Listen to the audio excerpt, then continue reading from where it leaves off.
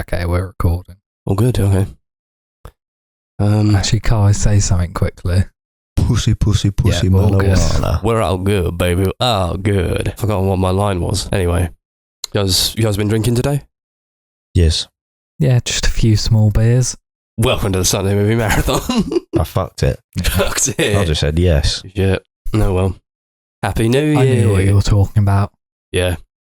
Technically, it wasn't the line, but I was like, how do you get to that line as soon as possible? Just ask it. I don't know. Chris only just watched that movie again. Yeah. Yeah, literally rewatched it the second it ended. I got in a taxi to come meet you guys. Yeah, maybe fresh in the mind, fresh in the spirit, fresh in the tummy. How we doing? Good. Yeah, good. Feels like it's been, God, a year since I saw you guys last. Yeah, I know. Is this our first one of 2026? No, Is it? No, No, it was Dark we did was, Dark. yeah. came out like No, a yeah. few days before we recorded Yeah. this. That came out like 2 days ago. Yeah. I know. It feels like ages. I It's know. been ages since we've done like a marathon or whatever for the podcast. Yeah. But we're quickly back on that. Next month, I suppose.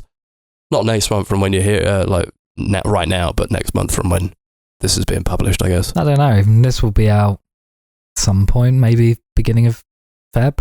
Exactly. Yeah, I think it'll be 1st of Feb. So the next marathon Alright. will be this month, oh, okay. surely. I feel like. Yeah, fine, whatever. Well, this month's January. Not for the Well- listeners at home. Oh. Yeah, not for the listeners at home. You neglected the listeners. I don't give a fuck about the listeners. You don't give a fuck about the listeners. Nah, come We're going to have to take this up with legal again. fucking find me, listeners. They will. I know at least one. And we're seeing them this weekend. Yeah. She's lovely, though. She won't do anything. Nah, unless she has a few small beers. Yeah, possibly. She's got a tendency to slap when she's a bit drunk. Lovingly. Sure. She'll slap you lovingly. Yeah, we all have a loving slap, right? Yeah. Right, so it's the end of the year, and we're talking about every movie here that came out last year through the lens of, was it good? Was it bad? Was it, what was it? Who knows? We're going to talk about all of them, even the ones that didn't come out last year technically, but definitely did. UK release dates. UK release, please.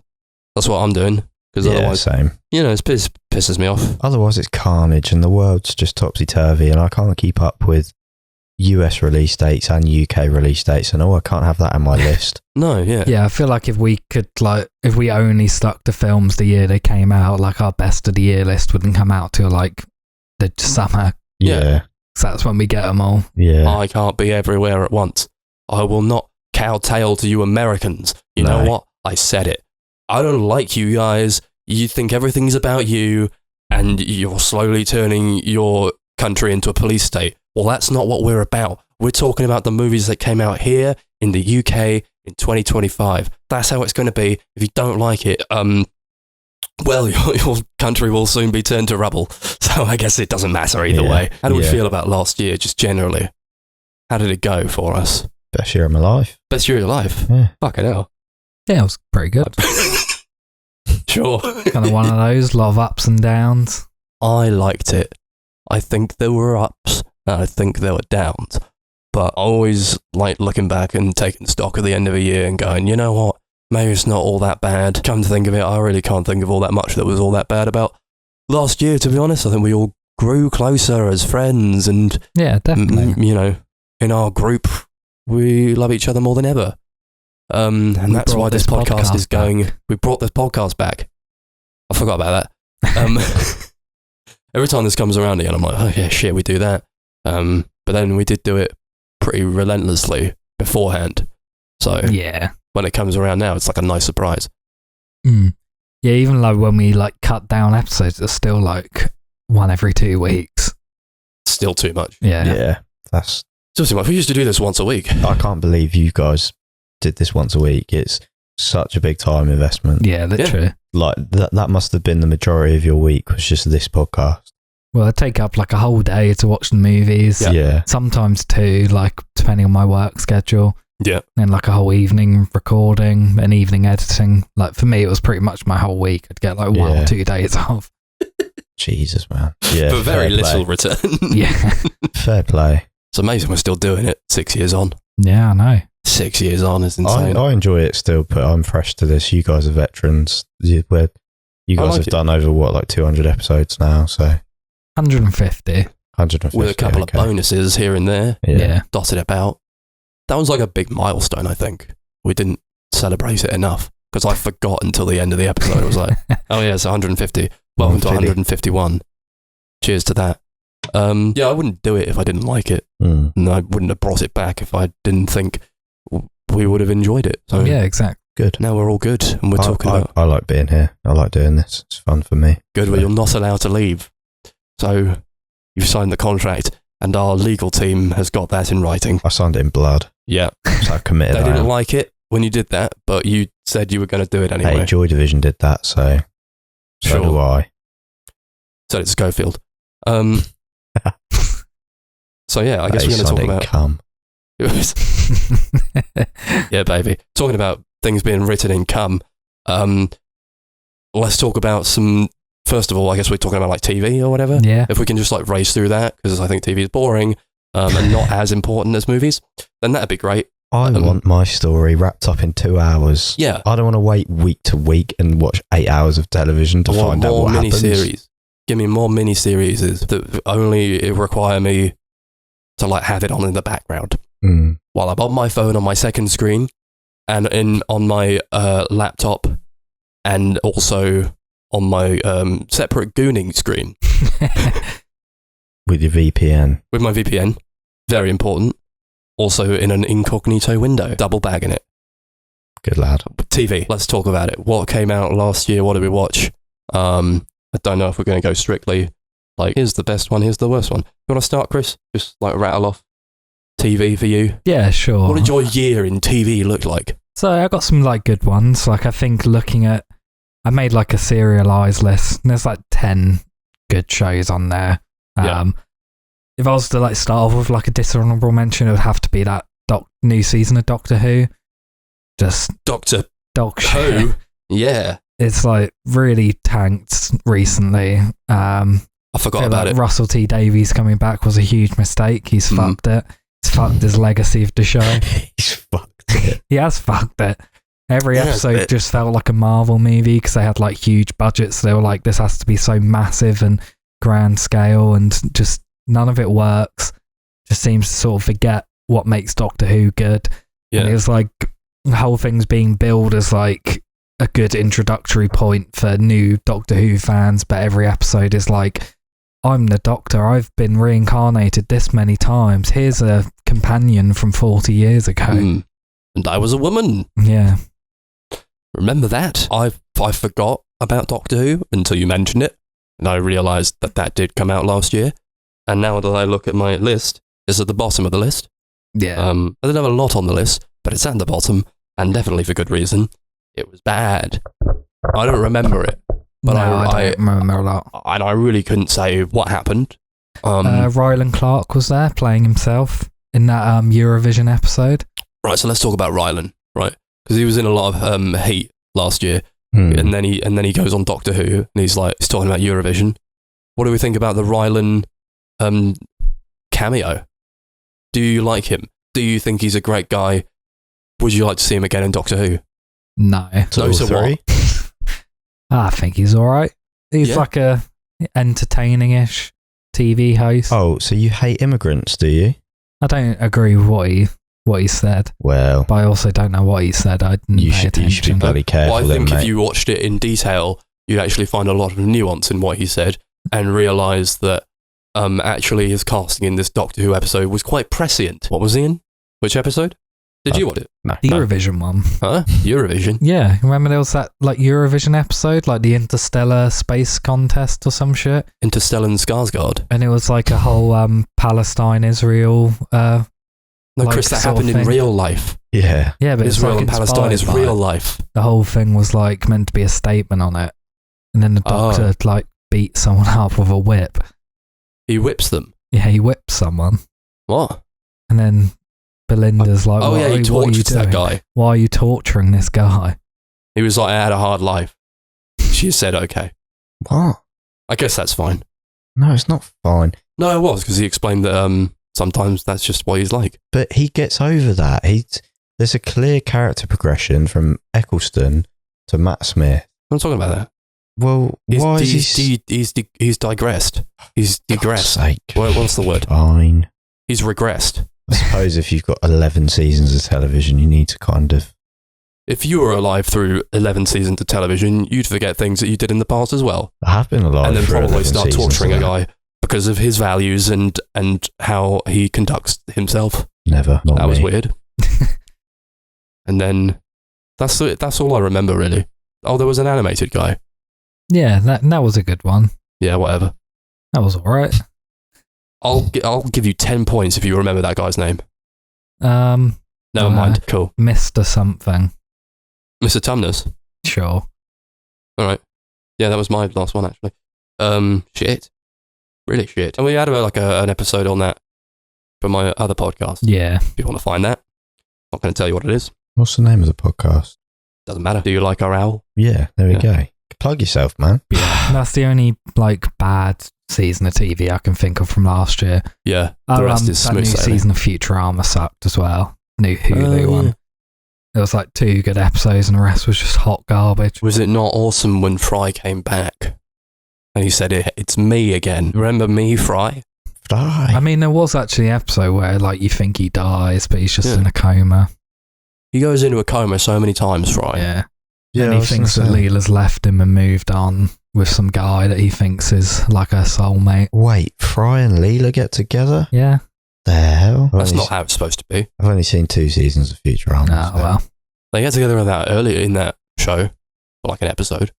Yeah. Yeah, I knew there was And then they sexual tension. officially get together when they brought it back the second time. Oh, okay. They've That's been together stupid. since. I'm gonna hot take here. Stop putting people together. I don't want to see it. I don't like it. I don't like people being together. Yeah, it gets me down. I don't want it in my movies. I don't want it in my No. TV. I don't want it shoved down my throat. Oh, look at me, I'm happy, I'm in a relationship. Grow up. Yeah, it's not cool. Makes me it's not feel sexy. sick, actually, mate. It's boring. I've just thrown up in my bloody mouth because Yeah. of this nonsense. It is nonsense. Yeah. Twats. Futurama. So yeah, that sucked. I thought we were talking about good TV. You've given us 2 shows. Yeah, you were like, that was the suck. only thing that sucked. They're the 2 bad ones. Oh, okay. I watched a good one. It was called Daredevil Reborn. Daredevil Born Again. They brought him back, and I thought every episode was awesome, but now I look back on it and I think actually it wasn't that awesome. But because I didn't think about it at all afterwards. So it was like one of those. It was like watching The Boys, where you watch it and it's like, yeah, this is good. I'm enjoying this, and then it gets to the end and you're like, that wasn't good. Yeah. Don't know why. There's a lot to like about it. I think they keep a lot of some pretty good action scenes, and the choreography is really good. Couldn't really give a fuck about what was going on in the story though. But whenever he blasted out those fists, man, you're like, a blind guy can do this. This is awesome. It's like a scene in a bang where he breaks a guy's neck or something. Yeah, I like Daredevil. I like Charlie Cox as Daredevil. I think he's a good protagonist. You like Cox? Yeah, I like Cox. Cox is great. Cox is good in the show. I could have another full season of Cox if they decide to do so, and I think they will. There's websites for that, man. Hey, man. I think they will. Seems It's like cool. it was fairly successful. Yeah, called Disney Plus, baby. Yeah. You get Cox for days on Disney Plus. I thought they would have brought this back sooner because he was in the last Spider-Man film. It was he? like a cameo, yeah. Oh yeah, he was. And And apparently he was in She-Hulk. Was he? I think so. I didn't see it. I But suppose he's a they gave lawyer, him isn't he? a Yeah. McDonald's uniform. Jeez. His Daredevil uniform was like a McDonald's, Oh, themed. so it's yellow, isn't Yeah, it? yeah. and they were like, "All right, that sucked. Put him back in the old one for the new Daredevil Born Again. Yeah. Let's put him against Vincent D'Onofrio because he's the only guy who's worth anything for this franchise." Yeah. I would have preferred it maybe if he'd have gone against somebody else. There's something. I don't know. You guys haven't seen it, right? So in the first No. episode, some mad shit happens, and that was the peak of the whole series. And it starts off. He's got the Punisher, doesn't he? He's got the Punisher, Yeah. but he's friends with the Punisher. Oh, is he? Yeah, they're mates. Last Punisher time I shows watched up. it, they weren't friends. No. Yeah, same. Punisher shows I up. watched the first 2 seasons of Daredevil and that was it. Yeah. That's all you need. No, it's not. Season 3 of Daredevil's awesome. Maybe even the best season. Okay. I'm not bullshitting you. I'm not bullshitting you with that. No, I believe you. It's great. It's honestly awesome. All you need to know about that season is that he dies in Defenders, and that's why when he wakes up in season 3, he looks like he's died. Okay. Watch it. Yeah, don't remember much about it, No. but whatever. Probably watch the second season and forget about that as well and say it was awesome. I also watched 2 seasons of Taskmaster, the last 2. And I'm perpetually watching Taskmaster. I think they get a lot of good comedians on there. I think I say the same thing about Taskmaster every time. It's like, doesn't matter who they get on there, you're going to like them by the end of it. And I always do. I saw, I think Stevie Martin was in the last one. And I saw her, I didn't know who she was, but I saw her in Portsmouth at the Guildhall just a couple of months ago. And she was really good. And it was like quite an unconventional comedy gig where it's like she had like a PowerPoint. She was just like doing a bunch of stuff with the PowerPoint. And I bought myself 2 pints of beer, and that was a mistake because I was boxed in by a bunch of people, and I was screaming in my head. I was like, I need the toilet so fucking bad. I had to get up, and I had to leave half a pint there, and I couldn't go back. I had to That's like, awkward. it was like towards the end, but I was like, all right, I'll go back in because I know she's still on. But I stood like right at the back of the auditorium or whatever. But it went okay. But the problem was, it was like when she left the stage, she ran out, and then I was the first person to go out. So she was just there, like, right, and I had to like leave immediately to do something. But I was like sprinting out, and I had to like round the corner. Just saw her. I was like, really good performance, thank you. And she was like, oh, thanks. But she was great. I really liked her. You got some of the guys from like Ghosts and Horrible Histories. You got Matthew Bainton in there. I think it's one of those shows that I just don't think gets old because they keep coming up with weird stuff to do. But that's like a real comfort show, I think, Taskmaster. That's one of those I put on and don't really pay attention to all that much. But I do pay attention when the new ones come out. And those were good. Yeah, number one. I'll do number 1. You done number 1? What? TV show? Talking about TV shows, mate. Yeah, I know. I've only done my worst. I've not done any good ones yet. Yeah, go good ones. I'll Okay. save the number 1. I mean, I've got quite a few to quickly rattle off. So, season 2 of Conan O'Brien Must Go, really good. It's basically just like his travel show where he goes to a different country every episode, does some funny shit. Oh yeah, good show. The second half of season 4 and the first half of Abbott Elementary was really great. Oh yeah, it's like one of those shows where like they split it like throughout the entire year, so you'll get like one half a season, then like a 6 or 7 week break, and then the second half of the season, then another break. So it's just like constantly coming out, but really great, like Parks and Recreation, The Office-esque like mockumentary show set in an elementary school. Really loved that show. Season 2 of Severance was really good. I think we spoke about that on your podcast, didn't we? Oh yeah, probably. That's my number 1. Yeah. I thought that was like really great. Like one episode, but the rest of it was solid. Looking forward to the rest of it. But yeah, we got a whole episode on it. Yeah, great stuff. Yeah. There was 2 new Dexter shows this year. You had Dexter Original Sin, which like started tail end of 24, finished in 25. Right. And you had Dexter Resurrection. So Original Sin was like the prequel and a sequel then. Okay. And then Resurrection was the sequel. And they were both surprisingly really good. I don't know how they did it. Oh wow. Resurrection started off really rough. Like the first couple episodes I was like, this is absolute garbage, and then they somehow like completely won me over. They completely turned it around, and like by the end it ended up somehow being like genuinely one of the best episodes they've ever done in Dexter. Original Sin was really good as well, but I think it was like a little bit too much of like a nostalgia bait sort of thing, where like half the episodes are just like, you remember season 1 of Dexter? You remember all of these stuff? Here it is again. Here's what led up to that. Yeah. It's a little bit cringe, but overall it's like fun. Like it was fun to be back in like the Miami Metro and that setting and stuff. And sure. I always feel like it's fun to be in the Miami Metro. Yeah. That's why I go so in that much. universe. Yeah, they're all little freaks. Season 4 of The Bear was really good. Oh, yeah. I watched that as well. Yeah, loved that. I've given up with that. What did you think of it, Guy? I liked it a lot. Yeah. Yeah, it's similar to season 3, where it's like a lot slower and less intense than the first two seasons. Season 3 and 4, like, kind of a bit more low-key and character-driven, but I really loved that. I like how they developed the characters in the last 2 seasons. Yeah, me too. Good. I think a lot of people don't, but... No. Maybe one to carry on with then. Yeah. At some point. I would recommend it. Yay.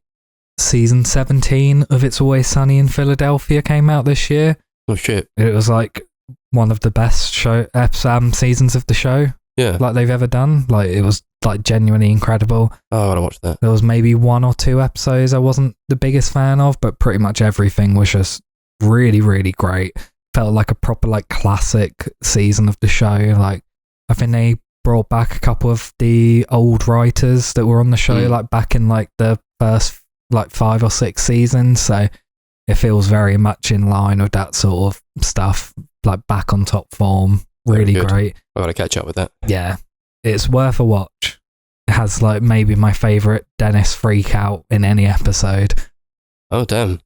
Well, you'd have to do a lot to top that last episode of that one season. I think they somehow do it. Yeah, okay. Got 3 more. Season 2 of The Rehearsal. You also watched that, Kai? I did. One of the wildest seasons of TV I've ever seen. Like, I mean, that last episode, I can't believe he was allowed to do that. Yeah, I know. It's insane. It was, like, really interesting because it is, like, Nathan Fielder, very silly comedy, mockumentary sort of thing, but it's also, like, telling something serious. Like, it's actually got, like, a serious message to it, which it tackles in an interesting way. It's also got a really great Evanescence needle drop. Yeah. It's, like, recurring throughout the season. Like, things in any TV show. By far the hardest I've laughed in years, probably. That scene, with the first scene with the Evanescence song. And the scene when they were talking about Paramount Plus. Yeah. Like, comparing them to the Nazis taking over Europe. I also liked it when he was baby Sully as a man, and then everything around him was just massive. He was getting, like, squirted with milk. Yeah. Just insane stuff. Yeah. Just keep giving Nathan Fielder millions of dollars to make this shit because it's just so good. My next one is season 3 of Smiling Friends. Really great Adult Swim comedy show created by, like, a couple people who are, like, big on, like, YouTube and Newgrounds and stuff. And it's like very similar to that sort of, like, early YouTube animation sort of style.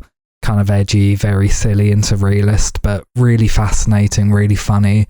I feel like every single scene of the show, they're like, here's a completely different style of animation, just, like, for one character for no reason. Like, you got the normal characters who look like flash animations, and then you'll have someone who's, like, really, like, laboured stop motion character. Occasionally there'll be, like, a real human show up, like Creed Bratton from The Office shows up in an episode in this, completely painted green, playing a frog. So just insane stuff.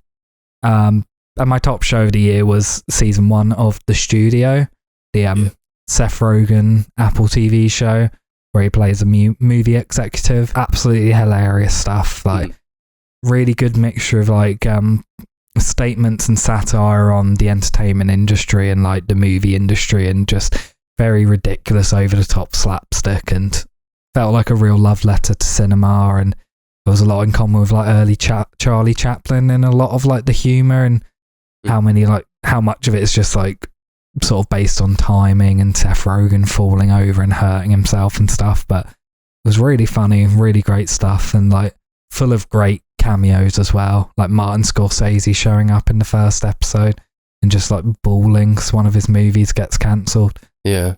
Oh, nice. Just when you think Seth Rogen had made too much money out of him bumbling around and falling over, he does it again. I think it's probably the best thing he's ever done. The funniest he's ever fallen over. He's a genius. He falls like nobody else. There is genuinely one bit where he falls over, which is, like, one of the funniest things I saw all year. He, like, really horrifically injures himself, and it's just so funny. Oh, nice. That's good. Great. I watched a few other shows from like different years. Oh, I'm yeah. probably just going to rattle through them. I did season 6 of What We Do in the Shadows. So that was the end of that show. That was good. That was really great. I really liked that. I think that's one of the most consistent shows that you can watch, especially in terms of like comedy. I watched like 8 episodes of Mr. Robot season 1, and I think it's really good. But then I do the thing where like I don't watch it for a couple of days, and I don't remember why I liked it, so I stop watching it. Yeah. I got drunk and watched 3 episodes of Come Outside. What the fuck? Why? The fucking aeroplane with the dog and the woman. Because I was just baffled that this woman just had an aeroplane and a dog Yeah. and like a really nice house. Yeah. I was like vicariously living through her. What do you mean? She was a kids' TV entertainer. It wasn't her aeroplane. It probably wasn't even her dog. It's all a fallacy. It's a myth, mate. Well, you're going to be baffled, mate, because a lot of what I'm going to realise is fictional TV shows. What the fuck do you mean nothing's a documentary and it's all fictional? What the fuck? Pretty sure I sent you guys some videos of me watching it. Yeah, you I did. actually remember you doing that now. I remember you put it on, we were in Brighton for Halloween and there was an episode of Come and See that ended up on the TV at one point. Come and see. Come and see. Oh, whatever it was called. You can't Come Outside. Come and sorry. see is like a horrible Yeah. Russian war movie from the 80s. I wish that was on the telly. But no, Don't. it was that and then Bamzuki. Bamzuki, Yeah, we watched Bamzuki. That was a great weekend. Yeah. That was a good Just watching weekend. Bamzuki and Heat. I got a really bad haircut that weekend, but other than that, it was good. Yeah. That haircut ruined my weekend, actually. Yeah. Ruined mine. Yeah. I looked like a fucking arsehole in all the pictures we took that weekend. But it was Halloween, so I True. suppose you're allowed to look like a freak. Yeah. Sorry. It's all right. I watched the Robbie Williams documentary on Netflix at work. Nice. And he's Great. a monkey. No, the documentary. But then after we watched the documentary, I did watch. I brought in my PS5 for a few weeks and we watched Better Man. Respect. Over about a month. I like Robbie. I think he's a born entertainer. Yeah. I like that documentary. I think it shows a lot of like dark sides to the guy. I like when you can make a documentary about yourself and like give interviews that are like very personal and try to not paint yourself as like somebody who's like so great. I think he wears his failures on his sleeve. I wouldn't call him. I don't know if I call him authentic, but he's definitely, at least we know a bit more about him than Yeah. these other people, who try to pretend like they're all great. I just think it's cool that monkeys have progressed to the point where they're able to sing and dance and like be in boy bands and Yeah. stuff. I think that's really cool. That is cool. You seen the movie? No. You gotta see that movie, man. Why do you keep doing this today? Wow. You're like giving opinions and stuff, and you're like, yeah, that was shit or whatever, it's like whatever. And then we're like, well, did you see it? You're like, no. You've done that 3 times today. Oh, Malignant. Yeah. Did it for Malignant. Yeah, you did Malignant. I did a tongue-in-cheek monkey joke about Robbie Williams being an ape. Yeah. What was the third one? I don't remember. Didn't happen then. Oh, okay. We watched Garth Marenghi's Dark Place. Kai fell asleep. Yeah, that was good. That was I great. wait for a few episodes. Yeah. And then I saw him in Bristol. He did a show where he read some of his book and he performed some really like crazy songs on guitar for some reason. And they were like really good. Hell yeah. It was really great.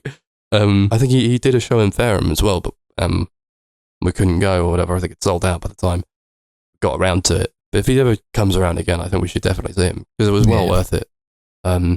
It's like a book tour, but it's like not. It's a very extravagant book tour. Yeah. He's great. He's great at that as that character. I think I really enjoy him. I started reading Terror Tome just yesterday, and that's interesting. But yeah, I got all those books now. I just I'm gonna saw Yeah. them up Yeah, there. I I I've just got just read them those. all as well, so that's one of my goals of this year. It's good stuff. I watched season 1 and 2 of Attack on Titan. That's really good. I'm trying to carry that on as well. Trying to finish it this time because first time I watched the first season, then I stopped watching it.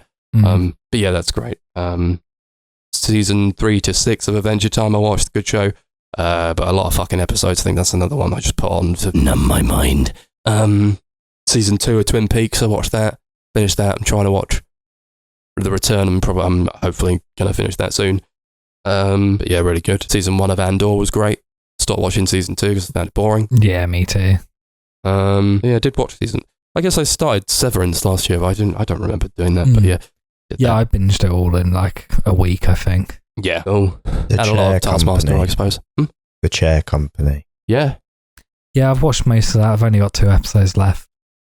It's funny. It's It is funny. good. It's very funny. I like that as a way of like pitching But it. I wouldn't recommend it to Max because he doesn't No. like Tim Robinson. Hey, Yeah. listen to me. It's funny. Okay? Do you not like Tim Robinson? I don't like what I've seen of him. What have you seen of him? I That think one you he had should on leave. Netflix.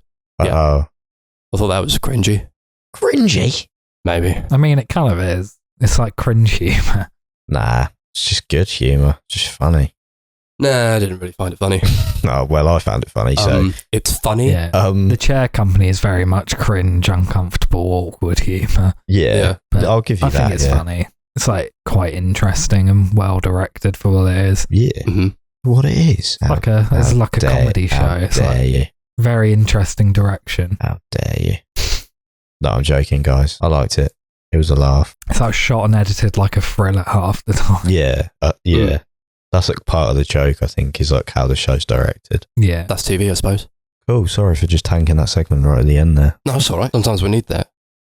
What, me to just go, The Chair Company. Yeah. It's funny. hmm And just tank the whole fucking podcast. Now you get to introduce the next part. I don't know what the next part is. Movies. Movies.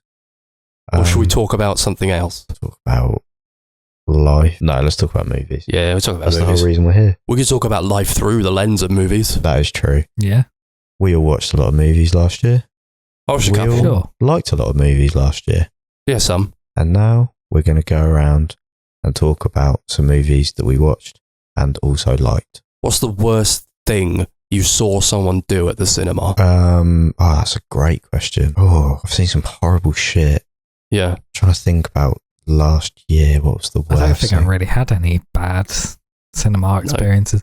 Except for Begonia, where there was like this old couple sat behind me and my partner who were like heckling the ending of the movie. Oh, really? As soon as they like revealed like the big reveal at the end, they started laughing and like just shouting at the film. And then just got up as soon as the credits left and were like, that was shit, and just walked off. That's funny. It was pretty funny. When I watched Weapons, We are Ponds. yes, there was just an old man sort of 2 rows in front of me. It just kept farting like really aggressively. It smelled really bad. It was like every 20 minutes or so he'd just fart.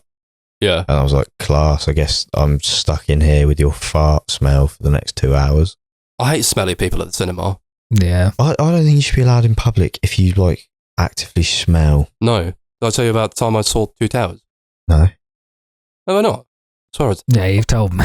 I went to see the Two Towers alone, and there were a lot of seats that were free, but a woman decided to sit next to me, and she smelled like she hadn't showered in a week, and it was horrible, and that's like 4 hours long. Did you move at any point? No, See, I should have, I've I was just learned- like, I think at that stage I was like too within myself. Yeah. See, I've learnt now. So the bus is a big one for me. So I get the bus to Haven. A lot Yeah. of smelly people on the way into Haven. Oh god, yeah. A lot of smelly people in Haven. Yeah. Sorry. Sorry. Anytime someone that gets on that smells and sits anywhere near me, I will literally stand up and go and sit somewhere else Mhm. now because I'm like, it's too early in the morning for this. You stink. Yeah. I don't want to be near this. So now I'm very much like comfortable with just going, I don't say anything. I'll just get up and move. Yeah, no, they never like box you in. You do get boxed in sometimes, Mm. but You just gotta say, leave me alone. I'm going now. yeah. And they say, but we're cruising down the highway at fucking 90 miles an hour, mate. I'm like, no. I'm going away from you. Yeah. Crack that window open. Yes. Driver, let me off. Ding, ding, ding. My worst one, I forget actually. I think the worst one was when I saw Good Boy, and it's quite a freaky movie, Mm. and then for like 5 minutes, somebody like stood at the end of my aisle and just like watched the movie. One But of the like- staff. I don't know, Oh. because I was too scared to look at them in the eye. And it was like pitch black, and it's quite a dark movie Yeah. where a lot of it happens like at night. Yeah, they just sort of stood there, and I was like, "What the fuck is going on?" Yeah, I know sometimes the staff will come in and sort of just oversee. Yeah, but they're usually wearing like high vis. Yeah. This guy wasn't. It's like we went to see No Other Choice the other day, Yeah, and this random couple just walked in an hour into the film, and just the wife sat down in a chair, and the husband was like, to these three women, was like, "Sorry, ladies, you were in my seat." And they were like, "What do you mean? Mm. What could you we're possibly half mean?" an hour in, mate. More than, it was like literally like over an Yeah, hour it into the was. film. It was over an hour. It was Jesus, like was it? halfway Yeah. through. Yeah. And they were like, "What do That you was fast. mean?" He was like, No. These are our seats, screen one. And they were like, "No." And they got their tickets out and showed him. It was a big distraction. And I was just like, what the fuck is wrong with people, man?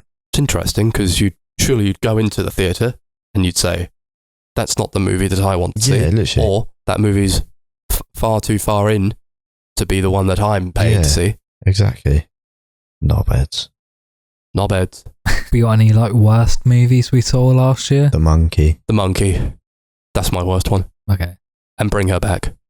What the hell? Yeah. Do you Sorry. mean that? Yeah. But even then, I thought they were both fine. Mm. Generally, No, the Monkey's I think shit. the Monkey was worse. The Monkey's an abomination to cinema. How I don't understand why you Oz think that. Perkins made long legs and then went to the Monkey. It's not funny. No. It's too self-serious for the fucking premise of the film. The performances are bad. Toby Kebbell, or whatever his name is, plays two different characters, and he Yeah. sucks at playing both of them. Yeah, he does. Yeah, the fucking film sucks. It's shit. I hated I it. saw that because our local was doing like a mystery movie night, and it just came on. I didn't see it because I wanted to see it. Oh, I went to a mystery. I was like, right, "That'll be yeah. fun," and it was The Monkey. It was like when Odeon did like the screen-on-screen thing, and you Yeah. didn't know what film Yeah. you were going And to then see. it showed, and it was like, "It's The Monkey," and everyone was like, "Oh, I want to see that." I was like, "That's good, isn't it?" Yeah. Yeah, if you do that a lot now. I'd like to do it again. I just don't think when it's like shit, it's boring. It's like sucks. Yeah. Like, oh, I have to pay for this. I used to like it when Odeon did it because it was like the screen-on-screen thing. You'd see the film a bit earlier than the release. So like, Yeah, this was like a couple of days before. yeah. So I saw like It Follows like a week before it came out Mm. because Odeon did it. Same with The Big Sick. Like, yeah, it was good. Big suck. I like that film. No, I've not seen it. sucks. It's cute. What the hell? Sucks. You Uh, suck. Jesus. I think like the only film I really disliked last year was The Running Man, new Edgar Wright movie. Maybe it's just What? because I love Edgar Wright so much that it just disappointed me so much. Unlucky Yeah. Edgar. Just thought it was just lame. It's like a decent sort of premise, but it was like so stretched out over what it was. I hated that Characters ending. were so boring. The ending sucked. That ending was shit. It's like kind of okay action sequences, but it just all felt so overdrawn and It was like really long. lifeless. Yeah, it was. It was really long. I feel like it could have been like good, like 80 minutes, not even 90 minutes. Yeah, 7 out of 10. Pretty good. Y2K sucked as well. Y2K, oh yeah.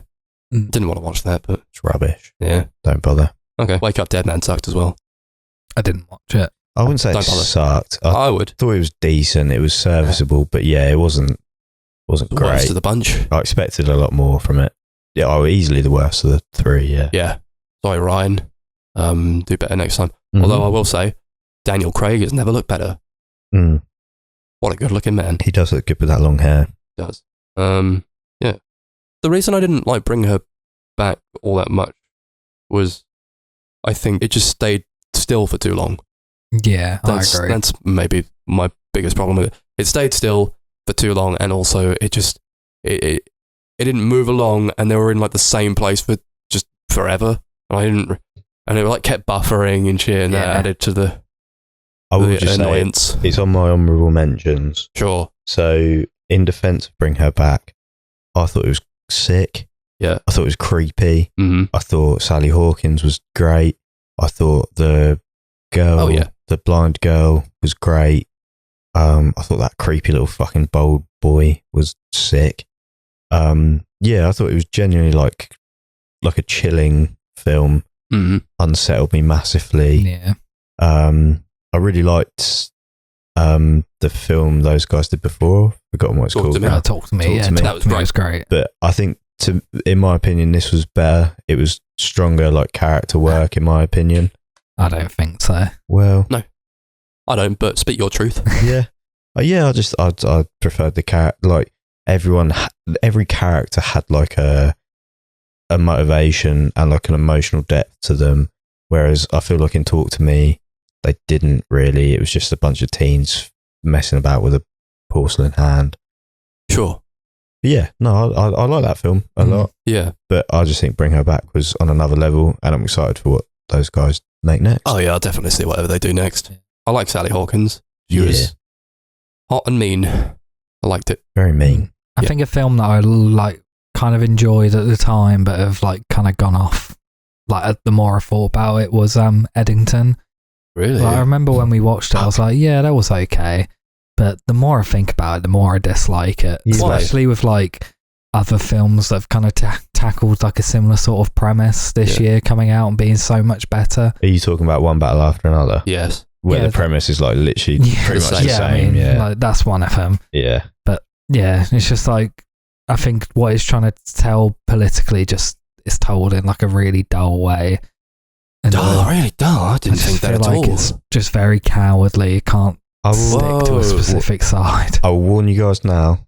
It's very high up on my list. Yeah. Yeah, So I'm did sure we it want to is. have like an in-depth discussion about it then? No. Or do we want to just go in now? Yeah, No. we'll wait till then. We'll Okay. wait till then. But yeah, for me personally, I like things about it, but it just really annoyed me. And I think the more I think about it, the less I like about Yeah, it. fair. I'm intrigued. We'll come back to that because I think Okay. that'll be a good discussion. Cool. I watched a couple of stand-up shows. I watched Anya Magliano. I can't believe you've done this. I think she's really great. I got a ticket to see her in Brighton in a few months. So I'm looking forward to that. She's good. And I thought that special was pretty good. I also watched Will You Still Need Me? Will You Still Feed Me? Glenn, I'm 60 More by Glenn Moore. And that was... that's class. I'm going to have to watch that. It's really good. That's fucking brilliant. He works his name into different his different titles like that. I think it's really great. That's so Yeah. funny. He's great. I think that was like a really good. It's like a really well planned out show how he did it. I won't spoil it so that if you watch it, you can go into it. Okay, cool. Because I will watch Be surprised that by it. That's But yeah, he's a great comedian. I really like him. I think that was it to do with. Yeah, I didn't watch too many, but I always like sort of mentioning them. Shit, not the Boogie Nights Blu-ray He's throwing falling all Boogie over me. Nights around. I know. I'm sorry. Well, did you watch Keeper by Oscar Perkins? No. That was all right. The be honest. monkey put me off to the point where I was Yeah. like, I actually don't want to watch Yeah, I this never got anymore. around to either of them. I don't think Keeper's like amazing, but I did enjoy it. I think a lot of why I enjoyed it was because I was quite attracted to the main character. Yeah, I see that Yeah. from the Is that, train. Tatiana Maslany? Yeah, she was Yeah, she was she's still good. She's a good-looking lady. She was a good-looking lady. She's I also think in if The it had been- Monkey. She was what? She's also in The Monkey. Was she? Yeah, she's the mum. Oh She's yeah, she the was. monkey. And that was the best part about the monkey. That actually was the best scene in the whole film. Yeah. So there we go. Nice. I think if it had been anybody else, wouldn't have cared as much. But she did a good job. We into honourable mentions now? Let's do honourable mentions. Yeah. Honourable Go for mention. Who wants to start? Kai. Kai, you can start. Fuck, I've got a lot. Do you want me I've to got a just lot. go Yeah, just rattle all, them off. all in one? Okay. 28 years later. That not was sick. The Bone Temple, the first one. Yeah. Really enjoyed that. Very spooky. Love that. Begonia. Watched that the other day. Enjoyed it a lot. Very funny, interesting. Has a lot to say. I watched a good British film called Restless, which I would highly recommend. It's funny, engaging, frustrating. It's about a woman who has like horrible neighbours move in next door. Ooh, And I like that. sort of how she deals with it. And yeah, it's very good. Bring Them Down. Shit, yeah. How was that? Yeah, I really liked it. Christopher Abbott is doing some like really interesting roles. I wanted to like specifically talk about him because I feel like he could have easily, after Girls finished, he could have easily just been like a romantic lead, but he's done really interesting stuff. So big shout out to him. Mhm. And obviously Barry Keoghan's good in that as well. I watched Guillermo del Toro's Frankenstein and I enjoyed that a lot. That was awesome. I really liked Yeah, that. I've still not liked it. watched it. It was good, really good like production design, Mhm. insane sort of costumes. I like a Goth was story about a great. guy who just can't die but really wants to. Yeah, yes, literally. It was like his desperation to just want to die. I read Transformation by Mary Shelley just recently. It's like a collection of a couple of stories, and the last one really struck me because it was about this guy who drinks like a potion, and he's not supposed to drink to get over this girl, so he doesn't love her anymore. But it just ends up with him really, really loving her, and then like marrying her, and then he can't die, and he just watches her die in front of him. Well, as he stays the age of like 20 years old. That's horrific. It's horrible. Yeah. And It's like that film Highlander. yeah, but better than Highlander. Nah, that film's awesome. Chris is very disagreeable today. I mean, I'd Queen recommend. made the music. What's not to love? Yeah, I'd recommend The Mortal Immortal by Mary Shelley. That's really great. Yeah, nice. And I really like that movie as well, Frankenstein. Yeah. I think everyone's doing like a really good job. Yeah, yeah, definitely. Like I say, the production design is incredible. Everything is Mhm. like Watch that on so Christmas. interesting. Yeah. The Smashing Machine, Of course, yeah. Yeah, that was good. I really liked it. Didn't watch it. Very different Yeah, direction. I think I appreciate it more after I saw Marty Supreme Yeah, because you can see that Benny Safdie is doing his own thing. He wants to move away from that style of like Uncut Gems, Marty Supreme, and do his own thing that's a bit more low key and a bit more sort of maybe interesting in Yeah. some ways. it's like a bit more like a Cassavetes sort of movie, like Yeah. very intimate. Definitely. A lot of people talking, overlapping each other. Yeah. So I enjoyed that a lot. Presents. My guy Soderbergh was on Smoke this year. My fucking Yeah. guy. I still haven't watched either of the films he did, but I really want to watch which I God, would them. recommend. Presents is Presents fucking is amazing. good. Spoiler alert, Black Bag is Black Bag. coming up at some point. Coming up. I'll I talk like about Black it at Bag any as well. point now. But Presents was like one of those I felt like the haunted house genre was very tired, but he managed to spin it in a way that was like, yeah, we're doing it from the perspective of the ghost, and it just sort of doesn't pan out in exactly the way you'd want it to, No. or like expect, I No, suppose. yeah, definitely not. I don't know that I love the ending all that much. I think I wasn't too keen on the ending. That's why it's an honourable mention for me. Yeah, I think yeah. if they stuck the landing, it would have been a lot higher. yeah, But really creative, really inventive Yeah. stuff. I think he's doing like he's a guy who can work in many genres and pull it off. yeah, 100%. So I really He's enjoy so it. innovative with like everything he does. It's interesting to see. I love seeing that in the cinema. You see it in the cinema? No, I man. didn't. Yeah, It was awesome. I should have. Yeah. After that, Nickel Boys. Nickelback. Nickel Boys. Yeah, Yeah. Nickel Boys was good. Yeah, That was I liked awesome. that. I liked it a lot. Made me sad. There's a lot of like creative stuff they're doing with like the camera in that movie and like the way they shoot it. I really enjoy the way they're able to like splice in this like old footage, or like it sort of becomes a sort of documentary at some points where it's like there's all this like old They documentation stuff, splice which in like I the really enjoyed actual it. footage Yeah. of the time, and really cared about the characters as well. So I yeah, think who the hell did that movie? a very like interesting. Ramel Moss. I want to say like twist as well. Mhm. I don't know if it is necessarily a twist, but like you don't really. I didn't expect the ending to pan out the way. You guys have both seen it, haven't you? Yeah. Yeah. Because like the whole time you think it's like the one boy who's like sort of narrating the film, and it turns out actually it's not. It's the other boy. Mm. He changed his name after his friend got shot, Oh yeah. and it was like it was really interesting. Liked it a lot. Great performances again. Yeah. What was it? That was released on the 3rd of January, 2025. Okay, That so was it's, like a it's really an early early door Yeah, as well. that was like one of the last year like Oscar like big nominees. Yeah. After that, I've got Nosferatu, Of course. Eggers. Eggers, baby. He's sticking to his like anally historic accuracy. Yeah. He refuses to divert from that, and I kind of love it. Controversy, I know a lot of people thought Lily Rose Depp's performance was bad. What? And maybe too over Really? the top and kind of cringe. No, but I I thought thought it it was was great. awesome. I thought it really worked well with Yeah. like the movie. I She's doing thought- some fucking insane shit in Yeah, I that thought movie. she was terrifying. Like Alexander Skarsgård, is it in it? Or is it Bill Bill, Skarsgård? Bill, Yeah. yeah, He's great. He's doing such an insane job in that film. yeah. He's one of the best. Mm. And then Baby Girl. Baby girl. I enjoyed Baby Girl a lot. Saw that alone. Yes, same. Surrounded by couples. Yes, literally same. And I was like, I hope they don't think I'm a sex pervert.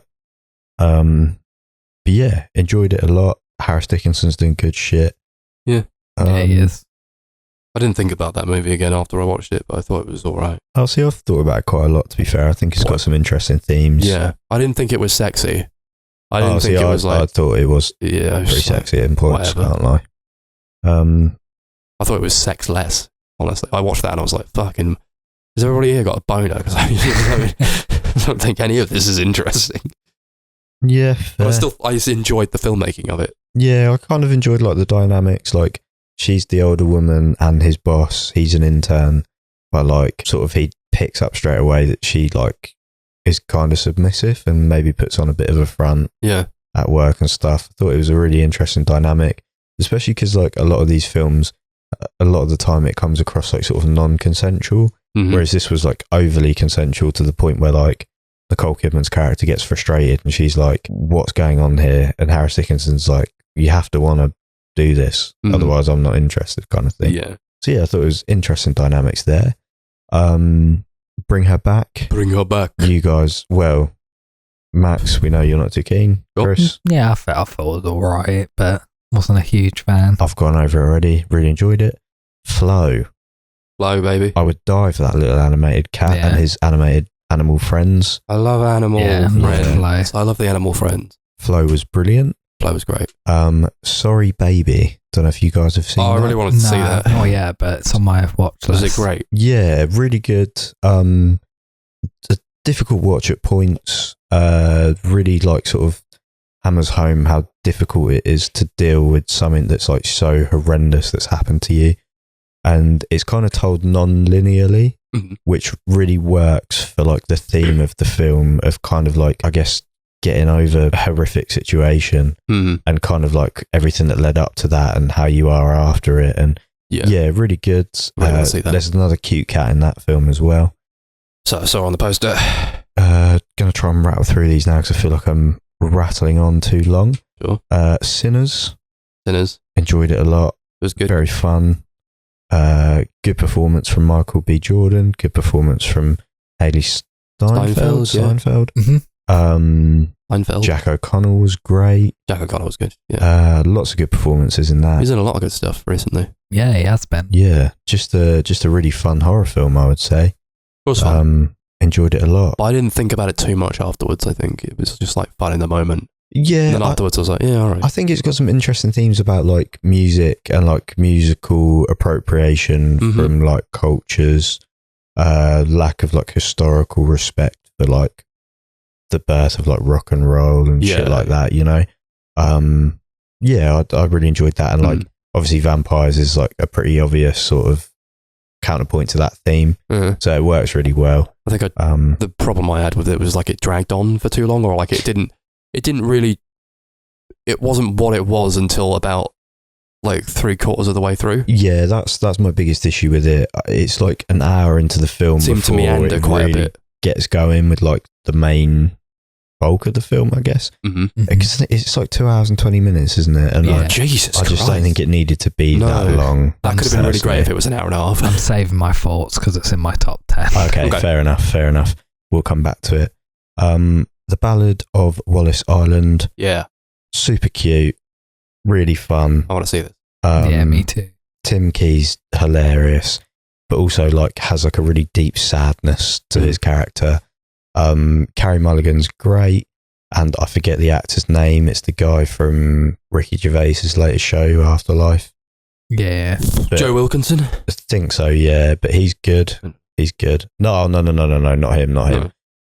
It's like his sort of cousin or whatever. Stepbrother. No. After that, we've got Maria, baby. really good biopic on Maria Callas. Didn't know who she was before, but so I was watching the film and my mum heard the song that starts the film and she was like, what's this? A song about a film about Maria Callas or Callas, whatever you call her. And I was like, yeah. She goes, oh, I wanted to watch this. Is this the one with Angelina Jolie? So me and my mum watched that. She really enjoyed it because she's a big Maria Callas fan. There we go. Black Bag. Black Bag was great. Brilliant. Really Tight 90-minute spy thriller. Everyone's fucking brilliant in it. The direction's so tight. Everything's great. Loved it. And then finally, this almost made my list. This is like the one film, if I could do an 11, this would be in the 11. It's called On Falling. And it's basically about a sort of, I think I want to say she's like Spanish, maybe.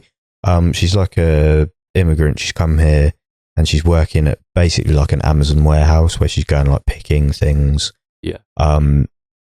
It's really bleak watch. I'll be honest. Awesome. It kind of makes you realise that life is shit and you work a menial job and no one's happy and we'll all just die eventually, and it'll be like, well, what was the point in all of that?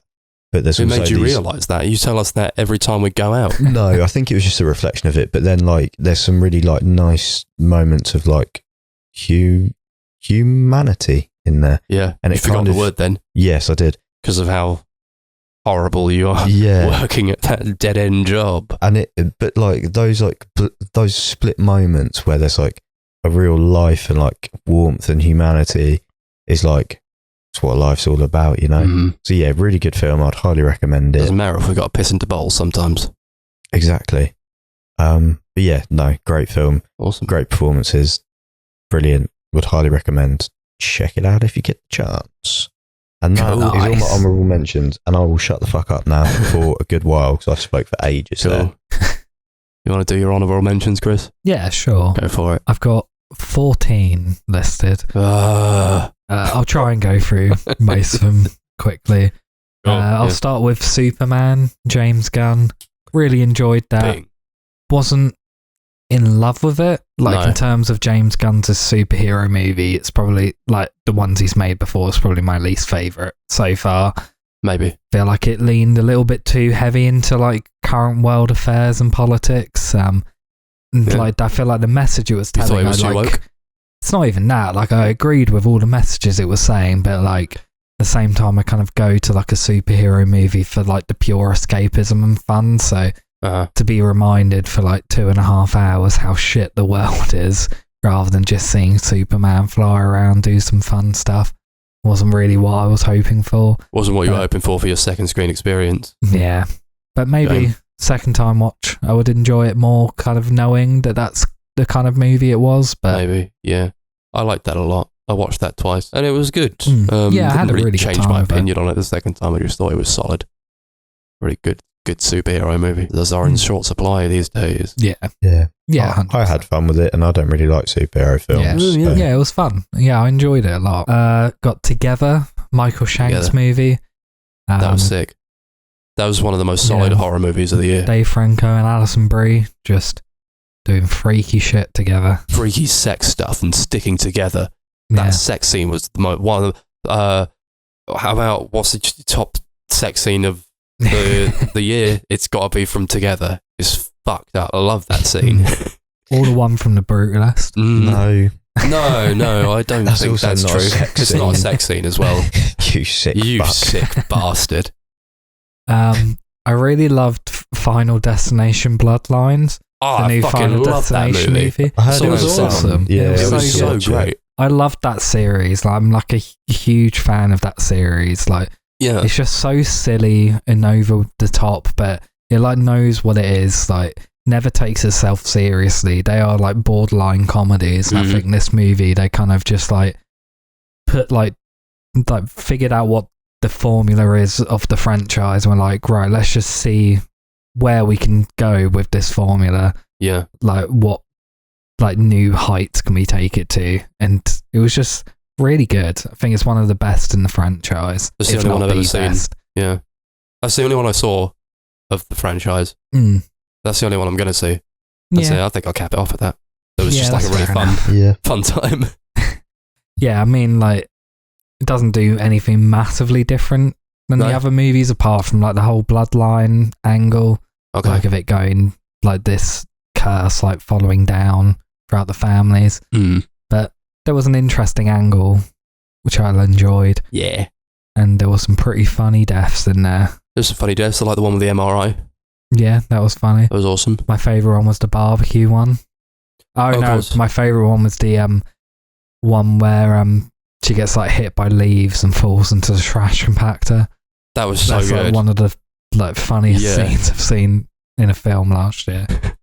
No, that was awesome. I really liked the first part That about it, was where great. they're like up in that like high rise building. I thought that was the best part of the movie, to be honest. Yeah. I was so interested at that point. Disgusting stuff happening there as well. So many people dying. But yeah, I really like that. And they stuff. set it up in like quite an interesting way where like the characters are like really well developed in such a short period of time. So Mhm. like when people start dying, you actually care. And I thought that was quite interesting, especially when it Yeah. was like a 10 minutes. prologue and none of those characters have really come back. No, that was really great. I really enjoyed September 5, the Mhm. film about the like terrorist attacks at the 1972 Munich Olympics. Mm-hmm. It's like all about this like news, like sports news coverage, like they're covering the Olympics and then they start covering this terrorist attack because they're like the ones that are closest to where everyone's being held hostage and stuff. Mm. Really interesting. I think it goes a little bit too like obvious with where its political standings are, whereas like compared to Steven Spielberg's Munich, which is like about the same sort of topic, he somehow stays like very politically neutral, which I think worked a little bit better. I really liked the film.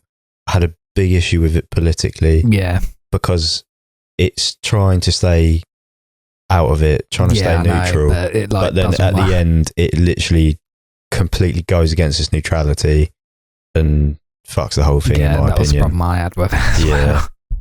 But overall, it's like a fun thriller that Yeah. I would recommend. Yeah. Is it Cooper Hoffman in that one, or am I thinking of a different film? No, he's not in it. no. Just going off. Is it The Long Walk you're thinking of? Maybe it is. Yeah. I don't know. Really liked Warfare. Alex Garland, Ray Mendoza. Stressful experience, but I love that. really good. I love seeing that in the cinema. It was horrifying. My one problem with that, how it ended, I think we were talking about that just Yeah. earlier. Yeah.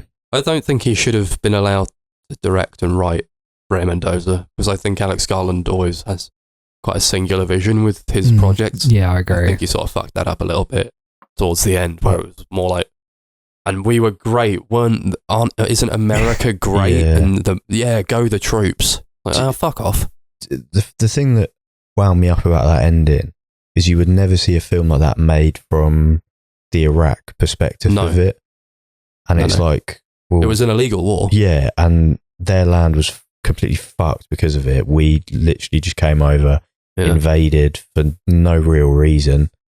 It was a phony war, Mhm. and I would love to see a film actually tackle that from an Iraqi's perspective. But I guess Warfare kind of I hints don't at it. know. You've got Yeah. two scenes with that family in the house. Uh-huh. But yeah. Because I was really enjoying it beforehand, Mhm. and then it ends, and it was like, and also here are the guys who made it, and then we were like kicking a football around. Yeah. And also, what are you doing? how many of those? So the credits, it obviously shows like the real life characters. How many blurred faces did you see? Because obviously yeah. those people want no part. Mm. They don't want It's anyone to fucking know that insane. they were a part of like an illegal war and they No. killed a load of innocent And they're still Iraqis. celebrating it. Yeah, I know. It's stupid. Imagine that. Have you seen the movie Official Secret? No. That's the movie about how the Iraq War started and how like information was passed through from like the UK to America to start the war illegally. It's really fucking interesting. Okay. It's not like a documentary or whatever. It's got like Keira Knightley and Matt Smith in it, but it does go through like pretty much exactly what happened. Yeah. But that's I'll have like to a check really it out. great thriller. Yeah. Next up on my list is 28 Years Later. You just Danny Boyle. Awesome. Fucking love that movie. Personally preferred it over 28 Days, which I know is like Yeah. a bit controversial, but I feel like there's a lot more that I connected to with this movie, especially like on an emotional level. Yeah. Like, it's a really beautiful movie at points, which I wasn't expecting at all. Yeah, No, the more time I agree. spend away from that movie, the more I like it. Yeah, I gotta watch it again at some point. I gotta get that 4K, but I think it's very like meditative, and it's using, it's not really a straightforward zombie movie. It's using that as like a backdrop to tell these more broad political British ideas, and how we've sort of managed ourselves over the years since the referendum, and how we have ultimately ended up becoming like a more distant country and like a more like scared people, and like unable to rely on others for help. I think we're seeing that so much now, and it's only exacerbating. Yeah. I think he's just got a lot to say about that, and also about like death and like reckoning with mortality. I think that's the part that got me, was the relationship with like Jodie Comer's character. Spike. And that's it, Spike, the son, and like, how that progresses throughout the film. And obviously you've got Ralph Fiennes' character shows up at that point, and like throughout the film he's kind of, you're led to believe that he's actually a scary psycho, but he's actually like the most human person left, really. And it's really interesting. A doctor. Yeah. Right. I know you guys haven't seen The Bone Temple yet. No, I've not yet. That's really good. It's a worthy successor. I think Nia Right. DaCosta did a really good job Yeah, with I'm it. looking forward to it. Yeah, I'm hopefully going to watch it this week. Another one I really liked, Caught Stealing, Darren Aronofsky. Just an absolute blast of a movie. A lot of fun. Really, really funny, like dark comedy / thriller, which I just had a really great time with. I know like people seem very mixed on it, but Yeah. I think I seem to enjoy it a lot more than most people do from what I've heard. It's possible. I enjoyed it, but I'm also in the camp where I was like, that was pretty generic for like Darren Aronofsky. Yeah, I mean, I wouldn't disagree with that, but I still had a great time with it. I think I preferred it over like its last couple movies. Yeah, I'd sooner go back to that than The Whale. Yeah, me Oh too. yeah, 100%. I hated The Whale. Noah, the one he did before that? Was it? Think No, so. I Mother. haven't seen I don't it. think so. Mother, yeah. No, I'd watch this over Mother. Wasn't Oh, the see, I biggest found fan Mother of I more really like Mother. interesting. Yeah. But it's a Yeah. more stressful experience. Although I think in Caught Stealing there's a lot like brutality to it. There's I think Yeah. the direction, whereas like the violence was concerned, it was like when the violence happens, it's not like fun. It's like horrible. I Yeah. also I really liked enjoyed it that. as like a sort of time capsule of like a pre 9/11 New York, where, and like just sort of like a pre almost internet age, where it's like you can see that Darren Aronofsky, it's like a love letter to that time period in New York, where he obviously came of age and grew up, and that was probably like the best time of his life, so you can really feel like the passion and the love for that time period come through, in my opinion. Am I right in liked thinking it. he was a director for hire for this? Like it wasn't his decision to make the movie. Yeah, It was, I don't know. Oh, he was really? hired. Yeah, I think so. To be fair, that would kind of make sense, because it doesn't seem like the normal sort of script he would take No. on. But No.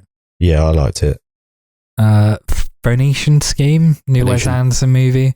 That was a lot of fun. Not one of Yeah. his best, but No. really had a good time with it. Very dense and all over the place and Yeah. kind of messy, but that was kind of what I enjoyed about it. And Michael Cera gave like Yes. one of my favourite like comedy performances of the year. We It were was really like good. the only two people laughing in the cinema It at was Michael so Cera. funny. I'd watch that again because Mm, I don't think I laughed all that much, yeah, but I I've still got the 4K. enjoyed it. Yeah, maybe we should watch that at some point. Yeah. Cool. Kai mentioned that earlier. A couple of them he mentioned earlier actually. Flow, Nosferatu, loved them both. Mickey 17, I really enjoyed that. The new Bong Yeah. Joon-ho movie. It was good. I really liked Bong. Thank you, Bong, for another belter. Again, it was just like, I enjoyed it. I was just, this is a bit like, I just know Bong Joon-ho can do better. I think maybe when I see these films from directors and I'm like, that are hard to quite a high standard, and then I see them make something that's not necessarily their best work, I'm always just a bit disappointed. Yeah, I that's think it was fair fun. enough. It was fun. I enjoyed I had a it. great time with it. Yeah. I really loved it. I did. Yeah. Robert Pattinson playing a weird guy again. Always like seeing him. Yeah. They didn't make enough of the premise either, in my opinion. No. Where it's like you can like replicate as many Mickeys as possible. Yeah, no, I agree with that. I wish they leaned more into that. Yeah. But I thought what they leaned into was quite funny and entertaining, and I had a really good time with it. Yeah. I loved Real Pain, the new Jesse Eisenberg movie he directed and wrote. Was that this year? Yeah. Or last year? Yeah, well, at least for us. It was I guess so. Yeah. Kieran Culkin was great in it. Deserved that Oscar, I think. Sure. Like, I loved him in it. No, I like the performance, but he's just. Kieran Culkin just does the same performance he's the same character as he was in Succession, and I haven't really seen him much. Character, so. I think Jesse Eisenberg got a bit of a snub for that movie. I to be agree. honest. I thought Jesse Eisenberg was better than Kieran Culkin really in that. One of my favourite scenes in that movie was like the dinner scene where he's it's really great. Really great performance. I loved Friendship, the Tim Robinson, Paul Rudd movie. Oh yeah, that was great. It was kind of just like the director like basically just made this film for Tim Robinson, and it's like him playing like an I think you should leave character just like in the real world, and everyone reacting to it how they would in real life.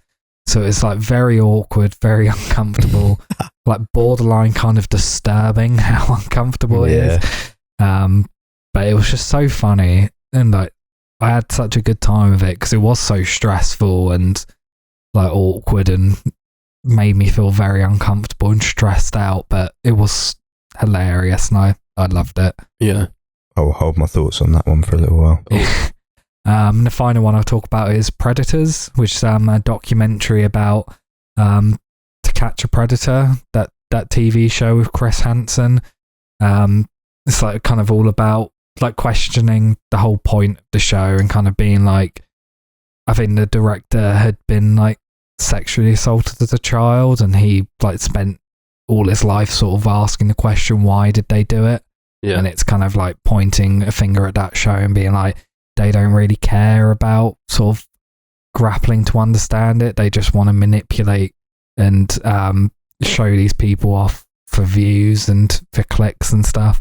Mm-hmm. It was quite an interesting documentary and sort of its standpoint of that sort of thing. I think a lot of people were very against how it kind of lent it, because it does kind of try and show a bit of a sympathetic light to these sort of people, but I think the way it paints them as humans who have done these really horrible things is like quite interesting and really upsetting. It was like one of the most like sad film watching experiences I had this year. Yeah. Oh dear. Okay. Honourable mentions. I think skip a lot of these. Skip that. I'll skip that. I really like this movie, The Thing with Feathers, by Dylan Southern, with Benedict Cumberbatch in it. It was about like this father who had to like carry on after his wife died, and he had to look after their two sons. And it was kind of like the Babadook in a way, but like they were sort of with this like creature manifesting as like a form of his grief, was like this big crow man. But the big crow man would just like come up to him and be like, "You fucking suck. Like, you think you're the only one who's ever lost someone? Stop being such a pussy." So he just tells him not to be a pussy the whole time. And it's quite funny, but like really quite heartbreaking. And I think it turns into something a bit more abstract as it goes along.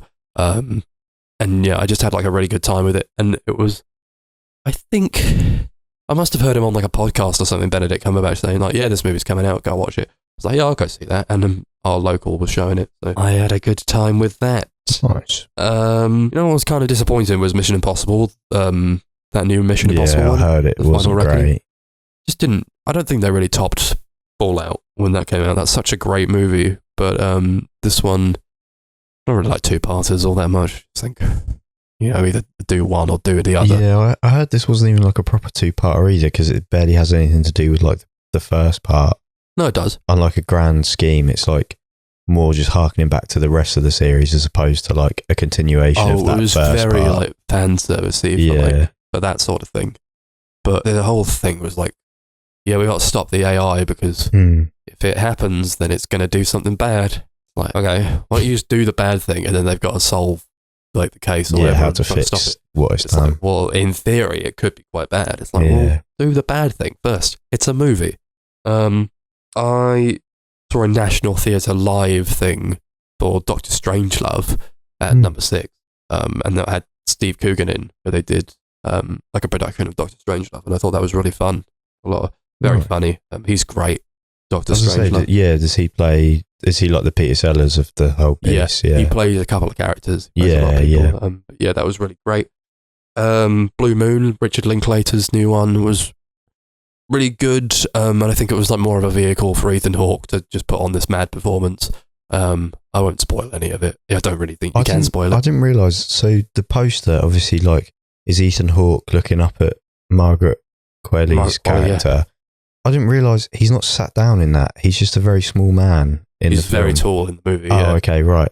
Yeah. Yeah. Because Ethan Hawke did an interview where he's like, yeah, I've never been a small man, but like, when I played this role, I kind of got the vibe of like what it's like to be a small man, and like how people will like look at you funny and stuff. And I was like, what the hell, Ethan? Ethan, what are you doing? I'm small. Yeah, he plays this really great character of like this guy who used to write all these plays with his partner Andrew Scott, and then they split off, and then Andrew Scott wrote Oklahoma. And it got like this massive reaction. Oh, yes, yeah. Oklahoma wasn't that great, it had no nuance. But then he's got to like reckon with like all these people in this bar telling Andrew Scott how great Oklahoma was, and like trying to big him up a bit. But also he's like waiting for Margaret Qualley as his like sort of semi-date sort of thing. Yeah. Where it's like he got a lot out of an experience they had together, and maybe she didn't, and he was like kind of lusting after her a bit, or like he felt like it was more than it was. It was a really good performance. Watch it if for nothing else than for Ethan Hawke's performance. I watched It Was Just an Accident, which was, I don't know if you guys saw that. It was no, not yet. It's fuck me, what country was that? Like Iranian, isn't it? Yeah, Iran. Yeah, this was like about these guys who were tortured in a police station by this one guy, and then this guy finds the guy, or he thinks he finds the guy, and the big question is it the guy who tortured him? So he gets all these people together and he goes, I got this guy in the back of my van, you got to identify if it's the guy, because I never saw his face because we were all blindfolded or whatever, and these people had all been tortured. So the whole movie is just like them trying to figure out if it's the guy and pondering as to what they should do with him, and how to deal with him, or like what's like good revenge. Is it ethical? Is it something that they should do, or is it something that would heal them? I really enjoyed it. I think it's like a really great movie, but it's also like I think what backs it up is the performances, and like everybody's doing like a really good job with the performances. But if that wasn't the case, then I don't think it would have been as good. And it was like sort of a lesser incendie in that way, where I think we've seen a lot of these movies before about like these foreign movies about like prisoners who get tortured in prisons, and sort of their reckoning with that. I don't think it's like a new concept, but for what it's worth, I think he pulled it off. They pulled it off really well. Nice. I wouldn't be upset if this won anything at the Oscars. I know it's nominated for some stuff, but Jafar Panahi did a really good job directing that. Yeah, won the Palme d'Or, I believe. Oh, okay. I hear that about a lot of stuff. Yeah. One that was quite similar to that was the movie I Am Still Here. I don't know if you saw that. Yeah, I watched half of it. Yeah. Like, wasn't heavy. Yeah, I think I got halfway through. I think I got to the shower scene, and I was like, yeah, no, I can't do this anymore. Yeah. It was just too upsetting. I was like, I need to come back to this when I'm in the right headspace. Again, more about, political turmoil in, I think it was Brazil. Yeah. And like the police just rounding people up and torturing them in camps, and then, or like a lot of people just disappearing, and they never found out how, like their father, fared after that, or like they never saw him again, and it's all just about how do you go about trying to reconcile that? Yeah. Who do you talk to? And how much time needs to go by before you are owed an apology for these things that happen under corrupt governments? I think it's so heavy. It's such a harsh movie, but one that's like really very rewarding. And it's just, again, I think it's the same sort of premise that we're talking about when we talk about these like movies about police who torture people. I think it's maybe not the gold standard for that, but it's still really great. What haven't we talked about yet? We Live in Time. I liked a lot. I know you didn't like that movie, but Yeah. I thought it was nice. It was sweet. It was one of the first movies I watched in the year. I really like. I think a lot of it was just like seeing Florence Pugh and Andrew Garfield together. I think they have like a good dynamic, and I just, sometimes it's just nice to watch pretty people. But yeah, I think that's a lot of it. But I do think they put on good performances. I like the way that the story is told and like the non-linear narrative of it. It's possible that it didn't need that technically, but I think that's like its USP or whatever. That's how it like, tries to market itself. I think it does a good job with that. Yeah. It's not like one of the better romance movies. I thought their chemistry sucked. Yeah? I thought their chemistry was better in the interviews they did promoting the film than it was in the film. I was like, I don't believe this for a second. God. No, I was fully in. You watched a different movie to me, man. Yeah. Yeah, I've not seen it. Good Boy was good. He was a good boy, and it was about a dog trying to protect he won an award. Yeah, the Good Boy won an award. I forget his name. But yeah, that one's great. It's a solid horror movie. I don't think it reinvents the wheel or whatever, but again, that guy who just sort of stood there as I was watching it, it made it a lot more terrifying. Yeah, it's unnerving. Yeah, it was unnerving. I think the filming from the perspective of the dog is like it's all like very low down. You never really see this guy's face, the owner's face, but he's dealing with a lot of like horrible stuff. I just think it's like quite a lot of fun. But it's not one that I'd go back to like right now, but I thought I had a good time in the cinema. It's a good watch for the cinema. Nice. Memoir of a Snail was great. I really enjoyed that. I think probably it'll come up eventually. It'll come 10. up on my list. Yeah. Definitely not Cars because he didn't like it. No. We'll discuss. We'll discuss. All right. Last one I'll say is Ballerina, that John Wick spin-off. I thought. I've heard nothing. You're the first person I've ever heard Really? that's ever seen it. Really? Yeah. It was so much fun. Okay, I will check it out. It was so Have you seen great. the other 4 John Wicks? No. What? I've seen the first 2. The fuck? I've not seen the Go watch third the one. 4th one. That's fucking awesome. Isn't it like Fourth one's 3 sick. hours long? It's like 2 Yeah, and a but it's half. sick. But it's Crazy. so good. It's like one of the best action movies of the past decade. So Gotta watch that, my man. problem was when I watched. So the first one I really liked. Yeah. I watched the second one. I was like, well, that's just the first one again. That's kind of how I felt about the second and third one. I was like, it's just okay. kind of the same movie again, but Yeah. not as good. But the 4th one I thought was like Okay. genuinely really awesome. Do I solid. need to have seen the third one? Yeah. Okay, fine. Yeah. I'll watch the bloody third one then. The Still got a fourth lot of good one- stuff going the on. fourth with that one's one. like still kind of like same movie again, but I think they really escalate the action sequences and they're doing Okay. really creative Yeah. stuff, like camera wise and Yeah. stuff. He But, throws about 1,000 knives into a guy. Fucking awesome. that is pretty sick. Yeah, I like Anna de Armas. Anna de Armas was great. I think she really. I saw a lot of like behind the scenes footage of her like training, and she's really going full force with it. I think she was like, that's one where you like, I really like this actor anyway, but then you put them into a movie the likes of which they've not done before, and you're like, I think she might be one of the great action stars, or she has the potential to be one of the great action stars. The fucking choreography, and it wasn't directed by Chad Stahelski. I think he like produced it, but it was directed, I think, by Len Wiseman. He did such a great job with like the theatricality of it and the staging and the blocking. I think it's all. If you want like a really great action movie, that's the way to go. And I think the story is still like, I think it's better than a lot of the John Wick movies. It sounds more interesting. Yeah, it from is. just even the synopsis that I've read. Yeah, I'd probably sooner go back to Ballerina than I would the first 3 John Wick movies. Yeah. But yeah, I had a really good time with it. If that's the only one they do with her, then fine. I think if they it do will another be. one, Didn't make a lot of money. no, it's a It's like shame. a huge flop. Such a shame because it was so much fun. I'd really I recommend don't it. think they pushed enough that it was part of the John Wick universe. He's which- in it. Is he? Yeah, Because it's set between like 2 of the films, isn't it? It's like a yeah, in yeah. between 2 It of is. the films. Yeah, I swear I heard that like they hyped up that he would be barely in it, and then he was in like quite a lot of it. He was in a fair bit of the third act, Yeah. but he doesn't like steal the show or whatever. I Yeah, think. fair enough. Ana de Armas still puts on a really great Well, performance. Just wait till John Wick 5. Think that's out this year? What? That's real. They're making a Yeah, fifth they're one. making a 5th one. Jesus, lads. What? The fuck are you talking about? Yeah. I'm not going to doing it. spoil that last movie for Kai, but what the hell? Oh, does he die? Yeah, he dies. Spoilers. I'm not So, fussed. yeah. I'm not fussed anyways. I got to get that on 4K. Yeah, the, maybe it's like a Sherlock sort of situation. Fuck off. Fuck off.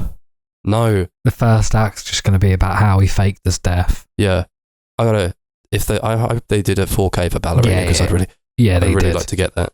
I've got the the John Wick movies on 4K. Needs to do Yeah. a binge of those at some point. Cool. Binge. Top 10? We're going top 10. Yeah, Top 20. Alright. let's go. Top 10, top 20. Top 10? No. Top 1. Bottom 50. Yeah. So, now we're going to talk about some movies that nobody really cares about. We're going to reel through our top 10s. How are we going to do this, lads? Yeah, go back and forth. Like, do 10, Cool. go round the circle. We'll go around the circle. Do we want to pass something around so that we know when it's our time to speak? I would like Mr. Bean. Get Mr. Bean from up there. We can pass them around. Oh, Chris has Bean. What's your top? Wait, what the fuck just fell off of him? Oh, it was a baby. You threw the baby on the floor. He's still going. He just farted at the end. Maybe. Who wants Bean first? Well, you've got him You've now. got Bean, so You've you got may Bean. as It's well. your time to talk. Okay. My number 10 was The Last Stop in Yuma County, directed by Francis Galuppi. What? I think that's how you pronounce it. Galuppi. Jalopy. All right, sure. Something like I'll that. take your word for it. I've not seen it. It's like a crime comedy sort of thing. Yeah. Basically like a Tarantino movie mixed in with a Coen Brothers movie. Like holds its influences very heavily on its sleeve, but it's just a really great, like, fun movie. Just an absolute blast.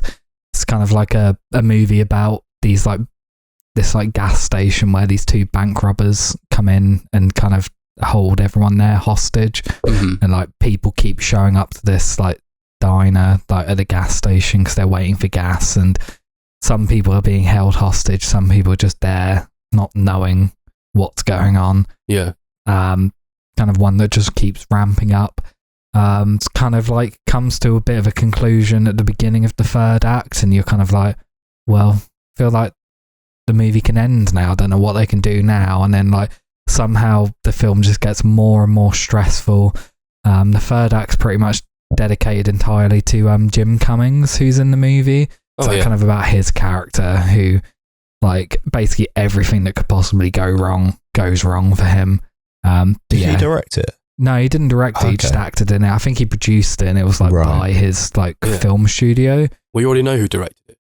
Remind us. Oh yeah, Galuppi. Galuppi. It was like a film that first came out 2023, but didn't get like a proper theatrical release till 25. Fucking hell. But one that I highly recommend checking out, especially if you're a fan of films like Reservoir Dogs or Fargo, because it's very similar sort of tonally to those movies, and it's just an absolute blast. Feels like a proper throwback to like 90s crime thriller comedies.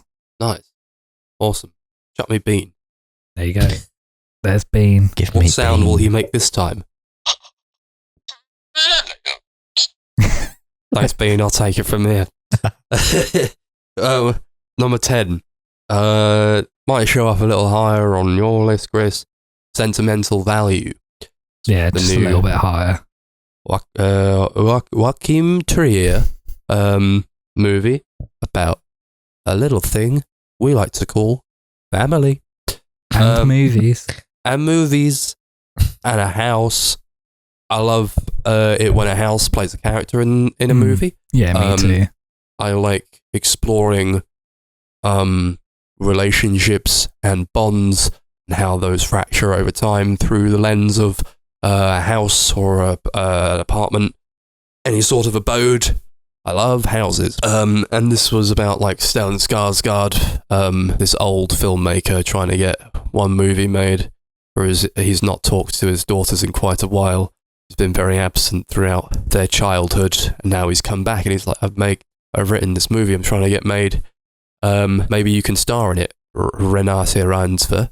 And she's like, why would I do that? You don't love me anymore. So it's all about like their fraught dynamic and this idea of like, can we forgive people for these things? Why should we forgive people? How can they reconcile it? I think what would probably push it higher is if I watched it a second time. Yeah. Because the ending sort of got me a bit like, well, I don't know about that. And I don't like the idea of somebody making something like a piece of art in order to apologize to someone. I don't think that's, and I don't think that's what the movie was trying to say, ultimately, as I percolated on it. But I think when I watched it the first time, I was like, oh, well, that wouldn't have got me. I think you should have just been present in their lives or tried to explain to them why you were so absent in a way that wasn't for 50% of the movie being like, just read the play. Just read the screenplay. I think you should have done more. But I enjoyed the dynamics of these people. I really think the acting was very good. I liked this sort of battling idea of how you get a movie made as well. As people who really love movies, I think we like it when storytellers tell like a more metatextual portrayal of a story. Is like, here's why the story is what it is. Here's how we make movies. Here's why we make movies. I really liked all that, and I think Renate Reinsve probably put on one of the best performances of the year for me. I think she was absolutely incredible. Was she nominated? Yeah, she's nominated for Best Actress. If she wins it, I wouldn't be upset with that at all. I think when we got our Hamnet, I said either Jessie Buckley or her. Yeah, I think Jessie Buckley will win it. Personally. She was absolutely incredible. I've not seen Sentimental Value, but you should. I will check it out. Yeah, nice. It's just a nice movie, I think. Yeah, you'd really like it. Yeah, I think he's. I love Joachim Trier. Yeah. I watched more of his movies, but yeah, I really liked The Worst Person in the World. Yeah. Yeah, the entirety of the Oslo trilogy is great. Yeah. Worst Person in the World's like the third of them, but you've also got Repris and Oslo August 31st or whatever it's called. Yeah. That one's fucking sad.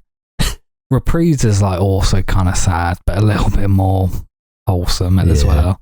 Yeah. Oh, what a bloke. That's number 10. There you go. Probably talk about it a little bit more your later. time for Bean. Oh, Bean there you me. go. Here's Bean. Bean me. How do I make him talk? You squeeze him. I enjoyed that. That's how we're doing it now. Thank you, Bean. My number 10 is a film called September Says by Ariane Lebed. Okay. She is the wife or girlfriend of Yorgos Lanthimos. Oh. She's written a couple of his films, I believe. And this is her directorial debut.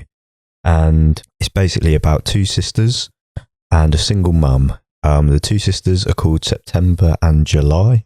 Okay. And basically, stupid. July is the younger of the two sisters. She's picked on at school, and September's sort of like the older sister looking out for her. But September has a game where September Says, and it's like Simon Says, but September Says is a bit darker than the things you'd say during Simon Says. Yeah. I won't give away too much because I think it's one of those films you need to see without knowing much about it, because it goes off in crazy directions. But it's a really good film about sort of grief, sibling rivalry, sort of coming of age as a woman, jealousy from like a mother to a daughter. Really interesting character dynamics, great performances all round. I've forgotten the name of all the actresses in it, but all three of them are fantastic. Yeah. The two girls that play the daughters are brilliant. The chemistry is like you not for 1 second do you not believe that they've been sisters their whole life, you know. And the mum she's in Sex Education. She is one of the teachers on that show. Oh yeah. She's like the nice one. I forget what her name is. But yeah, she's really great as well. Yeah, just overall a great film. Nice. Highly recommend it. I'll check that I out. think it's on BFI Player or maybe Mubi, one of the two. But It's on Poop. Check it out. It's great. Very interesting. Very sort of off kilter, kind of what you'd expect from like it reminds me a lot of like the Dogtooth vibe. Oh yeah. So yeah, I would highly recommend it. It's very good, very interesting. Very good. Nice. Yeah. Chris, Bean. My time for Bean.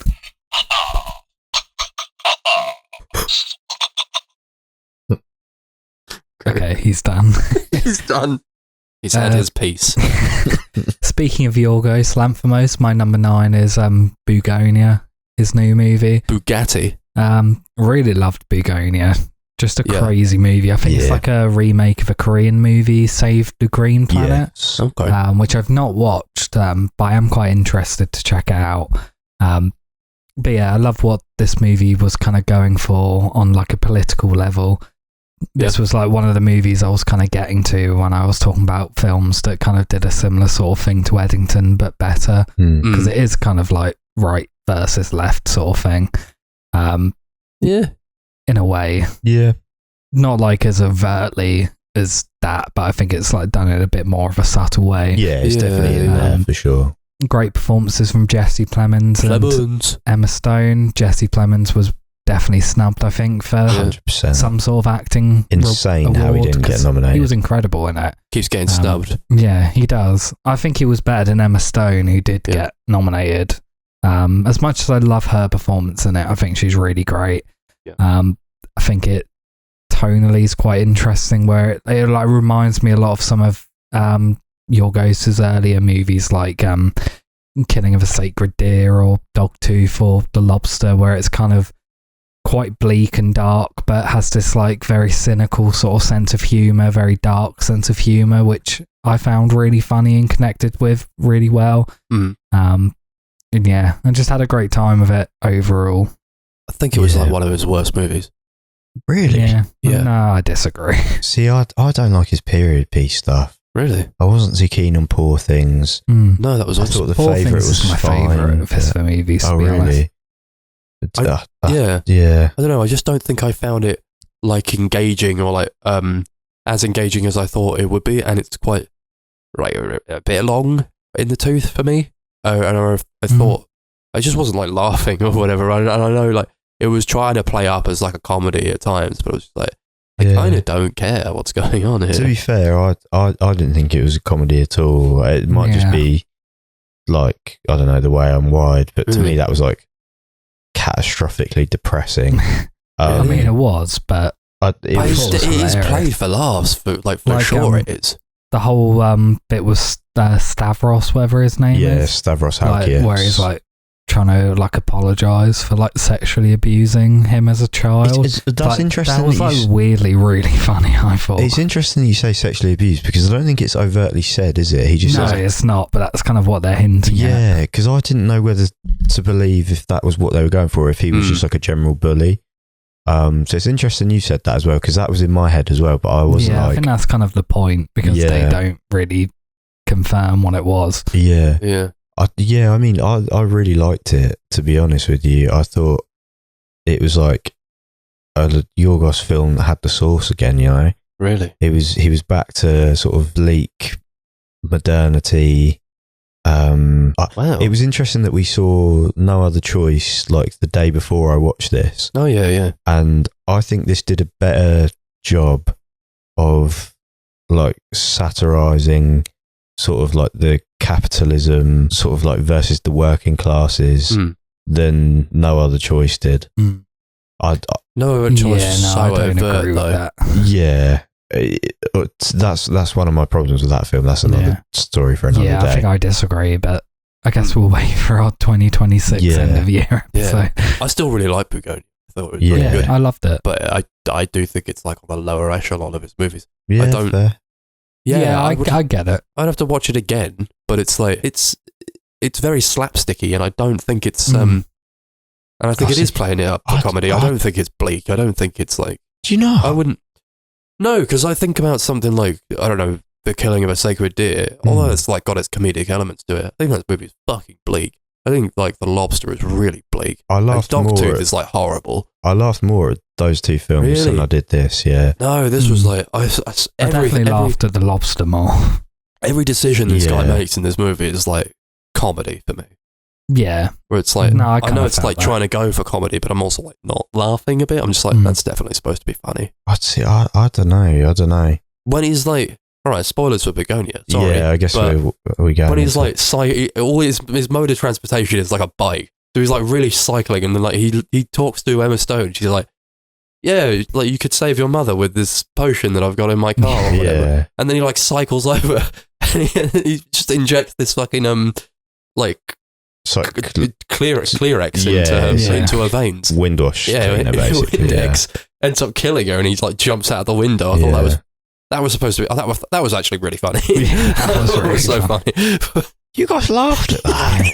I feel like the whole movie was like, it was funny, but like you feel bad for laughing at the same time. It's kind of like how I felt about Dogtooth, where like that film's like really disturbing and upsetting, but like kind of funny. Like, see, to me, that scene in Begonia was like the crux of the whole thing, where I was like, this is fucked. It's like this multi-millionaire can just sell this guy on a load of old shit because his mum is in like on life support essentially, and at this point his medical bills are probably through the roof. He'll take any miracle cure he can get. It's just like taking advantage of the working classes, you know what I mean? That scene to me was so, I didn't laugh at all. I was devastated. I thought it was very hysterical. So did I. Interesting. Yeah, that is interesting. Maybe one to watch later on. Together. Cool. Together forever. Give me Bean. What will he say? Blank. Is Bean.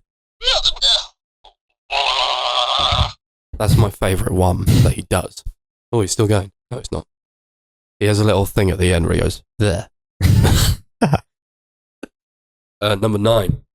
Number 9 was Flow. I saw this in the cinema with a bunch of kids. And I sat there thinking, you guys don't appreciate this as much as I appreciate it. I'm actually appreciating this on like a higher level than you guys, and I don't think you get it, because this is art, and I'm here for art, and you're just here for like a cat running around.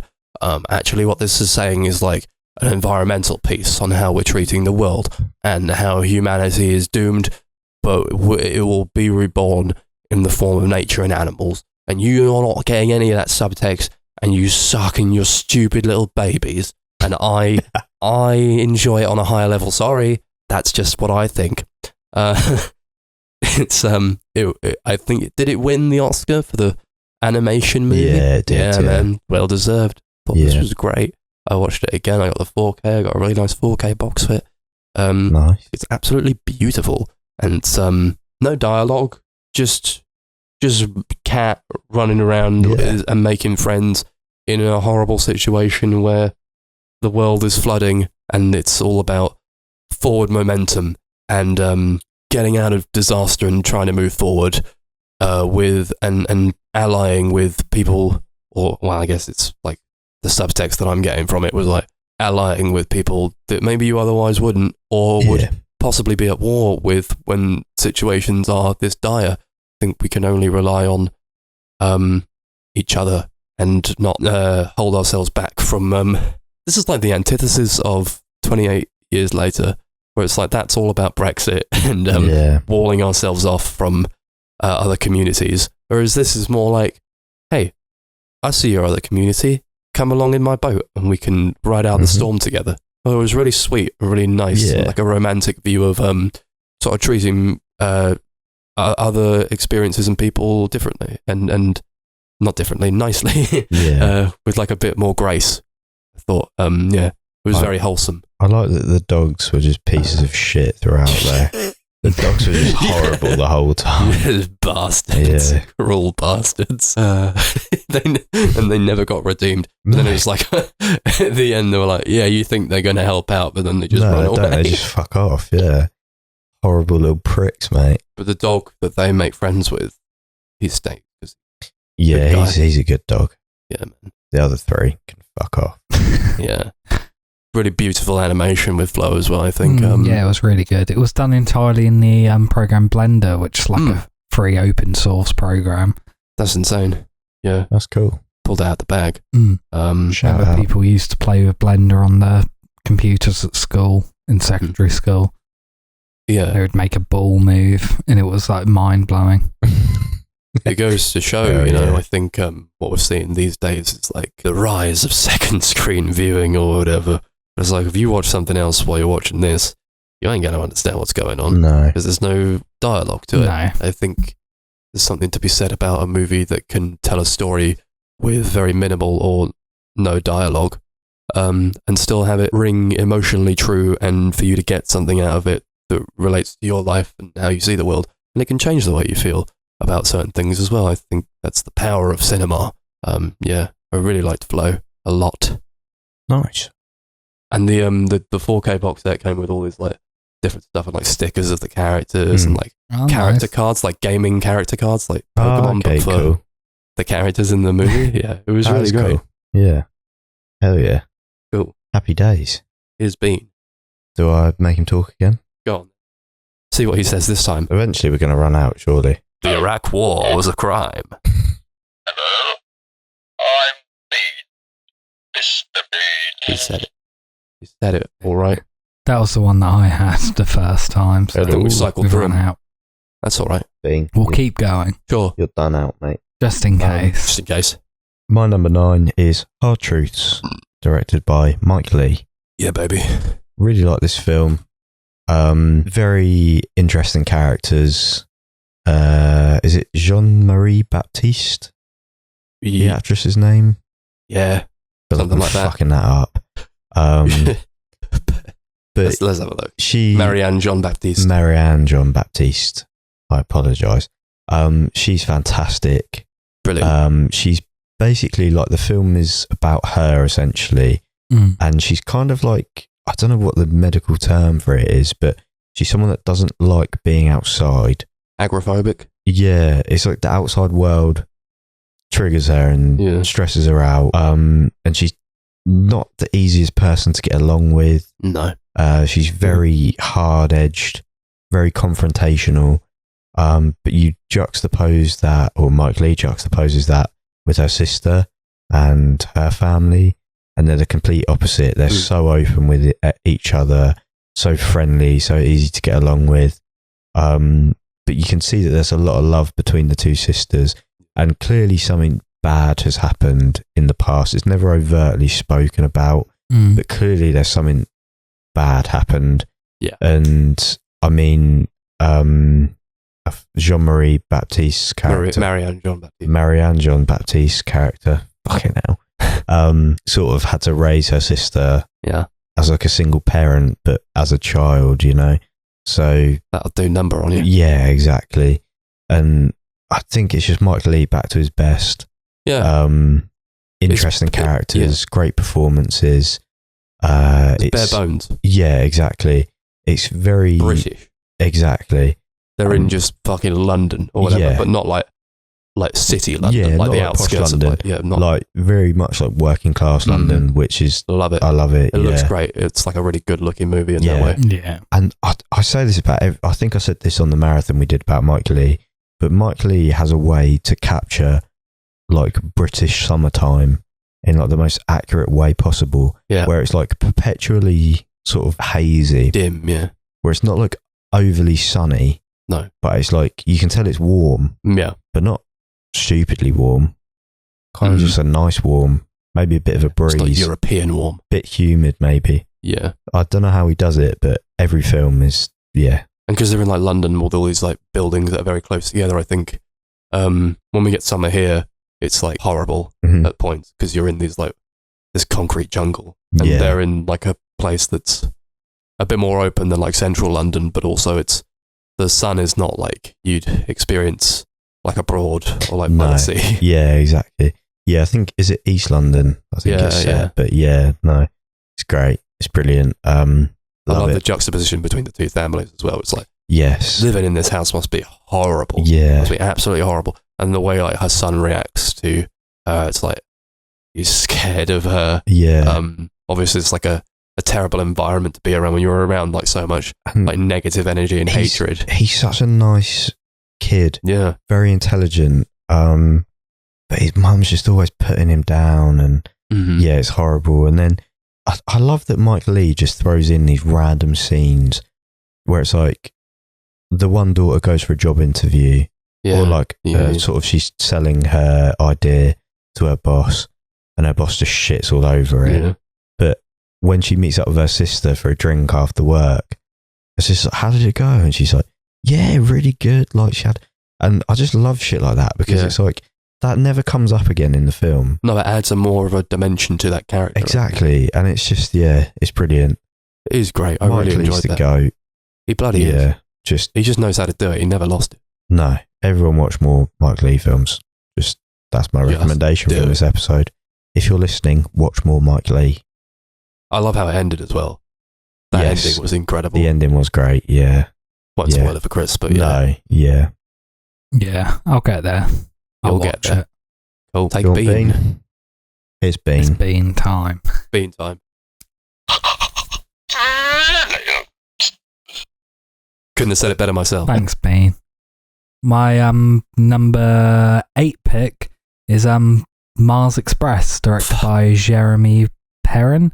Yeah. French animated movie, kind of like basically just like a French anime, pretty much. Sure. Very indebted to things like Ghost in the Shell and Blade Runner. Mm. Great, like cyberpunk sort of sci-fi. But really, really well animated, really fascinating, interesting story that was saying a lot of interesting things on sort of AI and the current state of technology, exploring it in quite a fascinating, fun and disturbing and upsetting way. It was quite an emotional film, quite a disgusting, violent movie, but had such an incredible time with it. Well, I know neither of you guys have seen it, but I would don't know recommend it, how. especially to you, Max. Kai, I don't know if it would be really your thing, but Kai Max, hates animation I and the know French. you would love this movie so much. I don't know like- how to watch it. Yeah. Well, Animations for if you children. ever find out, I feel like it would literally be one of your favourite movies. I Sure. think it's just like so you. You can't say this to me. I'm going to have to try and find every time I've tried to find it, it just doesn't work. You got to burn it onto a CD. Okay. Please. But yeah, I'll forgive the Mars French. Express, great movie. I'll forgive the Really French. excited to see what this studio and director does next. Yeah. That's cool. Should have been. I don't think it was nominated for any Oscars like this year or last year. I don't think it was nominated for animated, which is a massive snub. They can't watch everything, right? Yeah. I mean, they Okay. can. Yeah. That's what they get paid to Yeah, do. hey. But It's literally their job. They don't watch everything. Am I right? Thank you, Bean. What do you have to say? Number 8. Nosferatu. Nice. Hell yeah. Came out at the beginning of the year. I saw it the one time, but it left an impression. Eggers was on it again. He Yeah. never misses. He's the GOAT. He's fucking doing it. Mad horror. We talked about Lily Rose Depp's performance. Thought she was absolutely incredible. Mm-hmm. That scene where she's like going off on Nicholas Hoult and Yeah. like having that attack or whatever. Yeah. And then trying to have sex. It's insane. It's crazy. Burned. into my Crazy retinas. We watched Nosferatu in the cinema, the 1922 one with that Radiohead soundtrack. to it. Yeah. That was really weird. This was like, I think it's like a really good adaptation Mm-hmm.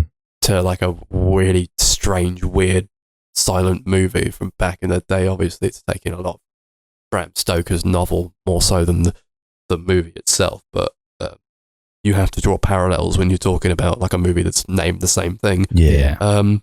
But I think he just does a really good job of it. I think he's like one of the best horror directors working today. He just knows how to use a camera. He knows how to direct people. He knows how to set a mood and a tone. Mm-hmm. And I would love to see it again. I'd love to watch the 4K. And the setting is just I think in another director's hands, it probably wouldn't have gone so smoothly. Mm. I'm interested in seeing that new Wolf one that he's got coming out. Yeah. I think if I watched it a second time, probably solidify my thoughts on it a bit more. I really enjoyed the performances. I thought Bill Skarsgård plays he plays these really strange and like masked characters really well. I think he's got great physicality to him. And this like he plays like such a disgusting guy. The voice is insane. Yeah. Haunts me, that voice. Yeah. It's a lot going on. Performance, I think. If you want a freaky guy, like just splat a bunch of crap on and then like have him act like a weird bastard, and Bill Skarsgård or Doug Jones are the ones to go for. I want the 4K. I gotta get the 4K, man. I saw an interesting. So in your head, when you think about Nosferatu now, what color is it in? Deep blue. Okay, yeah. So it's like no one. So in my head, when I was like thinking about it afterwards, and then I heard that question, I was like, black and white. Really? Yeah, but it's not black and white. No. It's a color film, but the way it's colored is like so incredibly like accurate to like a black and white. It's I don't know how to describe it. They filmed it in color, but it feels like a black and white tinted film. Yeah. But I love that shit, man. Yeah, I really liked the new Nosferatu. It's like maybe my least favorite Eggers movie, but like that still says a lot because I loved it. And I do have the 4K, but I've not rewatched it yet. Yeah, I prefer the Northman. Northman's fucking awesome. Northman's sick. That's alright. Yeah. It was one of those. It's just a Lion King, isn't it? But with Vikings. Oh, it's Lion King's just Hamlet. Yeah, I was going to say it's literally just Hamlet. Oh. Well, I've never read Hamlet, so no. To me, it's the Lion King. You've seen Hamlet? Yeah. Well, you're like, this is just Nosferatu. Well, no, I got confused at the play at the Northman. end. Oh, yes, yeah. Yeah. I mean, sure. Nosferatu. You must bounce on it crazy style. Bean, say something new. Okay. Cheers, Bean. I wish you'd say something new. That'd make me feel good. My number 8 is Urchin. Oh, yeah. Directed by Harris Dickinson. Yeah. Very good. Very, very good. Annoyingly good. That man is too talented for his own good. That rhymes. It's brilliant. It's basically about a guy in London who, at the start of the film, he's like sleeping rough. Gets in a fight with another homeless man at sort of 10 minutes into the film. And this stranger comes along, breaks it up, asks him if he wants anything to eat, anything to drink. The main character sort of just mugs him as he's walking to get something to eat, gets arrested. You find out it's not the first stint he's done in prison. It's kind of like an on and off thing.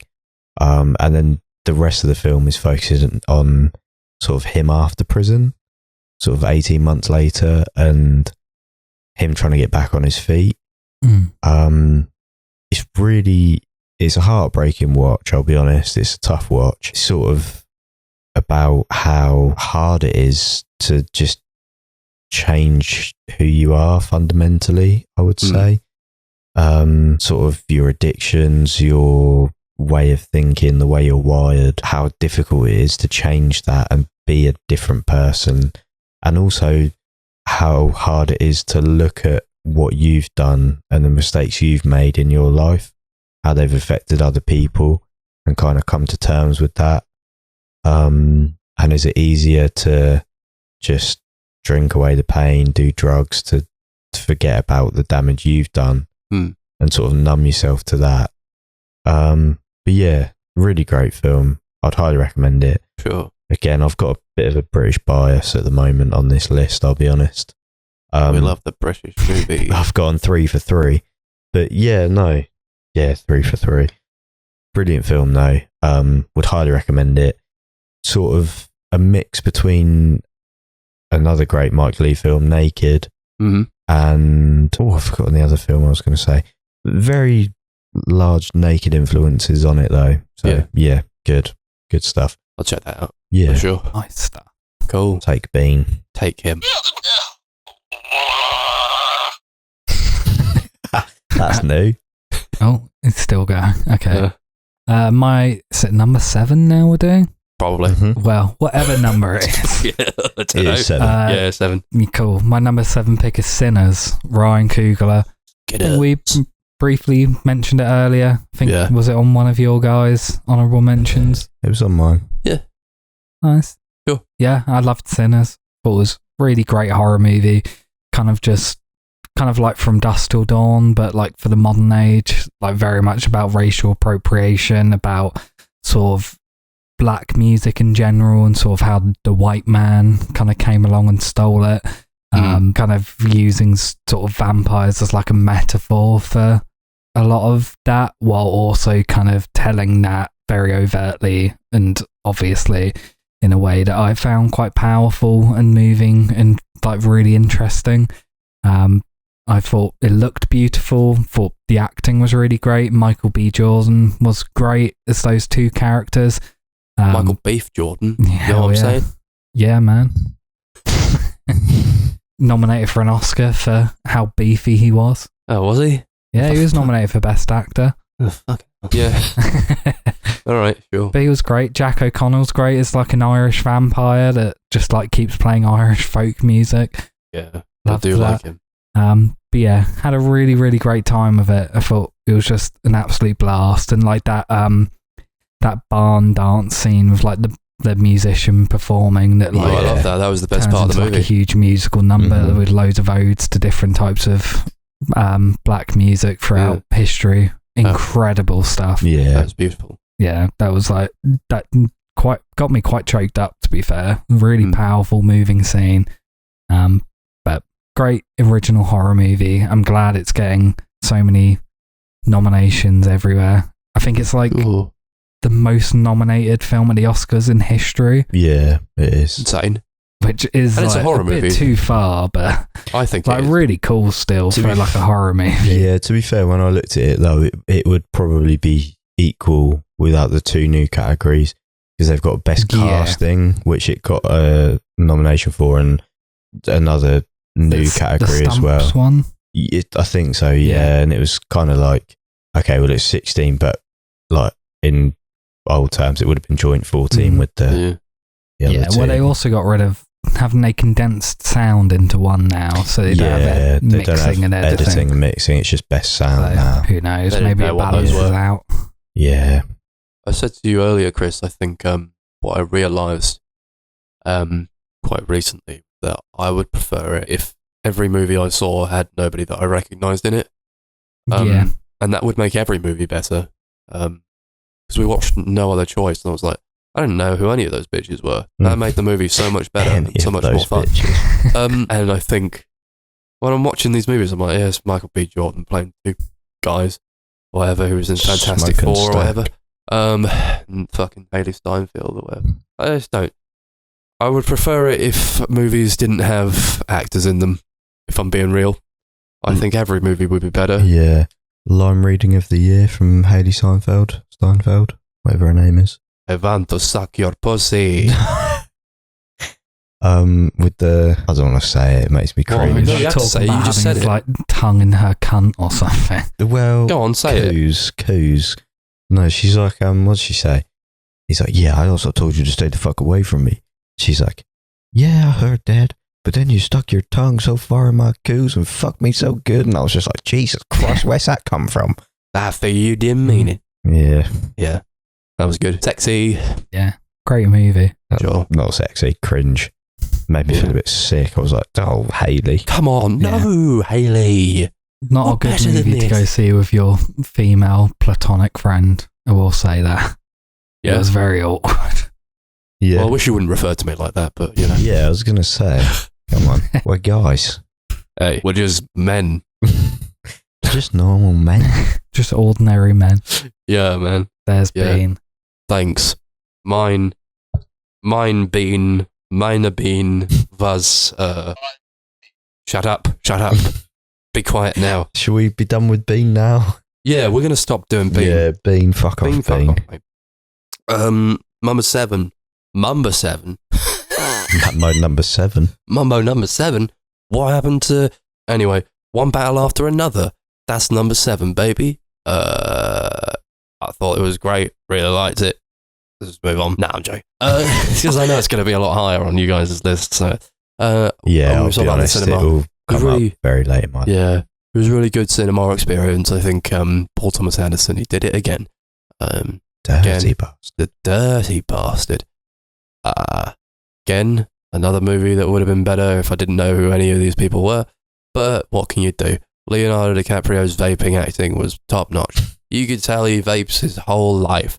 You could tell as soon as he was probably the first vapist. He was probably out there vaping before we even knew we even knew what smoking was. Yeah. Probably vaping. This guy needs to single-handedly create the best vaping Oscar category, and he'd win it. He'd win it every time. I like seeing him in like the award shows, just vaping at his seat. He's great, and yeah, I think there's a lot to like about One Battle After Another. I think, but people sort of took it out of context, and I feel like I don't think there's as much going on politically as people would like to think there is. Or like they're trying to take it out. I disagree. I wholeheartedly disagree as well. Sorry. But I think like what I mean by that is like they're taking it and they're turning it into something else. And I'm just like, well, I don't think.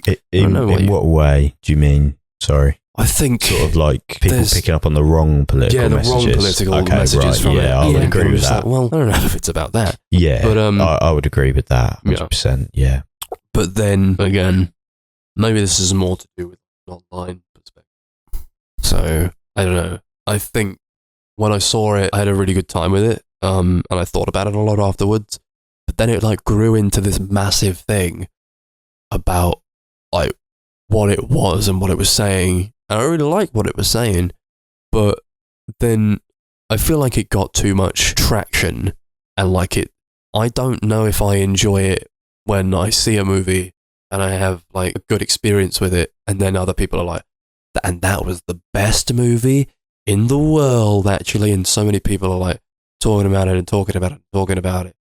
And I get sick of things that happen in the movie because of how much people are talking about it. So maybe that's why it's not as high on my list. Yeah. I'd really like to watch it again, but I got a lot from like, I think not really as much from like the commentary, but certainly a lot more from the performances from everyone and how everybody bounced off of each other. I really like Benicio del Toro in the movie as sort of this sort of comic relief character, but also this guy who's like trying to defend his family and his people. And I really liked the daughter as well, as much as she gets to do with that. I think what it was about mostly for me was like less to do with like any overt commentary that it could have had, but certainly more to do with like the family bonding and the relationships and how they all got on together, and like you place these different people together and see how they react to one another, and then you take another bunch of people. It's like little dolls, and you go, you together now, you kiss, see what happens there. I just really like that how those relationships were explored throughout the movie. Yeah, I know you guys are going to talk about it a lot more though. Yeah, so we'll see. Yeah, I'll be honest, it's high on my list. Yeah. Cool. Next up, I'll never speak. We again. retired Bean. We've retired Bean. Yeah, Bean can fuck off. His battery's running low. What's this? Number 7. Number 7. My number 7 is I'm Still Here. Max, you brought it up on your honourable mentions. Brazilian film directed by Walter Salles. Yeah, maybe. I don't know how you pronounce his last name. Really good film. Basically about sort of communist Brazil, which I didn't even know was a thing. A movie comes out every so often. You're like, I didn't know that country had a communist era. Literally, I was like, what? Brazil was Where you communist. tortured a bunch of people. Yeah. Again, another tough watch. Like you say, I think what I loved so much about this film was how accurately it depicts the good moments the family had, because it makes the tragedy of the dad disappearing all the more real and hard to take, especially when, I'm not going to spoil it actually because Chris hasn't seen it. No, not yet. I was going to drop a big spoiler then. I'm not going to do it. I've gotten up to the shower scene. Okay, that's fine. So, yeah, I won't say any more. Psycho. But no, I love the little human moments again in this. I think like the first sort of half hour, 40 minutes there's like an undercurrent of threat throughout, but nothing overt. It's just the family existing, sort of being happy, going to the beach, bringing home a random dog that they keep as a pet. But then you've also got scenes in that first sort of half hour, 40 minutes where the eldest daughter gets brutally ripped out of a car with her friends, slammed against the wall by the police and patted down, asked to show their identity, papers. I think important political message sort of now as well. It translates to today's world as well as just being like a period piece from 70s communist Brazil. The performances are unbelievably good. I forget what the lead actress is called. I'm so sorry. But she is unreal. She's unbelievable. She's brilliant. I mean, like genuine heartbreak and then so much strength as well. Because she's a single mother for the majority of the film. And you can see like this strength. She's barely holding it together for her family, but inside you can see behind her eyes, she just knows she has to hold it together. She's got young kids that are relying on her. Even in those prison scenes, that's not a spoiler. I'm assuming you've seen the prison scenes. Yeah. Those prison scenes where she's just day to day having to deal with getting taken to a random room blindfolded, asked to look at pictures over and over again. These weird little torture techniques and just being strong enough to kind of retaliate in our own little way against them. Great film. I really enjoyed it. I loved it. I'd watch it again at some point. I'm a bit hazy, some of the details, but yeah, it's definitely one to check out. I want to finish when you can, Chris. Yeah, I'll get there. Yeah. It was just so heavy that I'm just like, when am I ever in the mood for a film like that? Yeah. Sometimes fair. I'll be in the mood for something like that. But number 6 then. Cool. Numero 6. My number 6 is a movie that was on neither of your lists or neither of your honourable mentions, but I know you both watched it, and that's Weapons. Weapons. The new Zach Gregor. Zach Gregor. Yeah. My mind went blank for a second. One of the whitest kids you know. Sure. Hell yeah, brother. Previously did Barbarian, which I did like, but wasn't a big fan of. But Weapons I loved. It's so insane and crazy. It's like half of it's kind of like a sort of almost anthology sort of movie, like drama sort of thing. Kind of like a film like Magnolia or something like that, where there's all these like intertwined storylines going on that is jumping back and forth between. But when it gets into horror, I think it's quite interesting. It's like sometimes quite surrealist, sometimes very over the top, silly, wacky, sort of Sam Raimi-esque horror that I think comes together in quite a messy, all over the place and chaotic way. But for me personally, that was kind of what I loved about it. I loved how all over the place it was. I loved how sort of it kept taking me in different directions. And I personally was kind of along for the ride, but I also like completely understand why someone wouldn't be, especially with its ending, which I thought was really great and really funny, but is understandably very divisive, including with the like cinema I watched it with, who were like pretty much booing. Oh, really? Yeah, the cinema like screening I was in, they hated that ending. Everyone was like, "What the fuck is that?" Yeah, I wouldn't boo it. I thought it was underwhelming. But I personally loved it, but like I said, I completely understand it, and I understand why someone wouldn't like it. I think my biggest problem with it was it built up this tension. It ratcheted it up to a point where it was like stressful, and then it just undercut everything just for a joke. And then when the joke was done, I was like, I thought it was well, like that's not building fulfilling. something, Yeah. but it was trying to say something. Yeah, more. exactly. Maybe if I watched it again, I'd enjoy it more. But it was also, it felt quite long. It is quite long. I think it's 2 hours 15. Yeah. Just these movies be that long, especially if you're going to undercut all this tension with essentially a joke Yeah. and not. Don't get me like, wrong, I laughed at the joke, but after the joke was done and I finished laughing, I was like, is that it? I didn't like it. Yeah, no, I loved that. I thought it was like quite a fun diversion that like really worked for me. But like I said, I completely understand why it wouldn't work for other people. Yeah. The whole time. That's not true. For all the time that was like building shit up. Yeah. And then this woman shows up. They're like, who the hell? Aunt Gladys. And then they just reveal what the woman is or who she is. Yeah, I kind of like the intrigue before we knew what her plan was and who she was there for. But I mean, to be fair, some of the hardest laughs I had at the cinema this year were in that film. Is it Austin Abrams who plays the homeless guy? Yeah. There's a scene where he stabs a police officer in the face with like 3 needles, and the police officer's like beating him up, put him in the back of the car, and he just goes, "Have you got hate?" I don't know why that really made me laugh. Made me laugh a lot as well. The actress of Aunt Gladys got an Oscar nomination. Yeah, which is wild. Is it Amy Madigan, the actress? I think so. Yeah. Good for her. She was really good in it. I thought she was really fun. Yeah, I liked her a lot in it. Yeah. It just didn't congeal for me.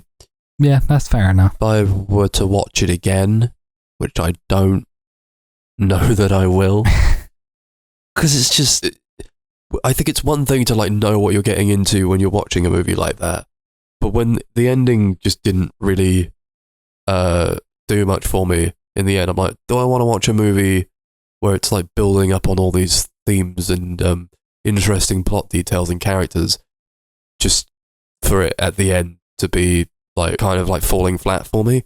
And I don't know if I really care about watching that sort of experience again or like going through that. That's fair enough. It's not for me. I got the 4K and I went to like rewatch it and it just didn't work for some reason. Oh yeah, you said. I don't know why. Insane. Returned it, got my money back, haven't rebought it yet, but that pissed me off. That's fucking annoying. Everything else has worked. Like I watched one battle after another today, the 4K of that worked fine. What the hell? Don't know what was going on there. Take it up with Zach Kroger. Yeah. I'm going to have to sue him. Yeah. Yeah, my fucking Sue money Warner back, Zach. Brothers for this. Yeah, man. Cool. Number 6. Maria, baby. Pablo Larraín. He makes lovely, beautiful movies about sad women from the past.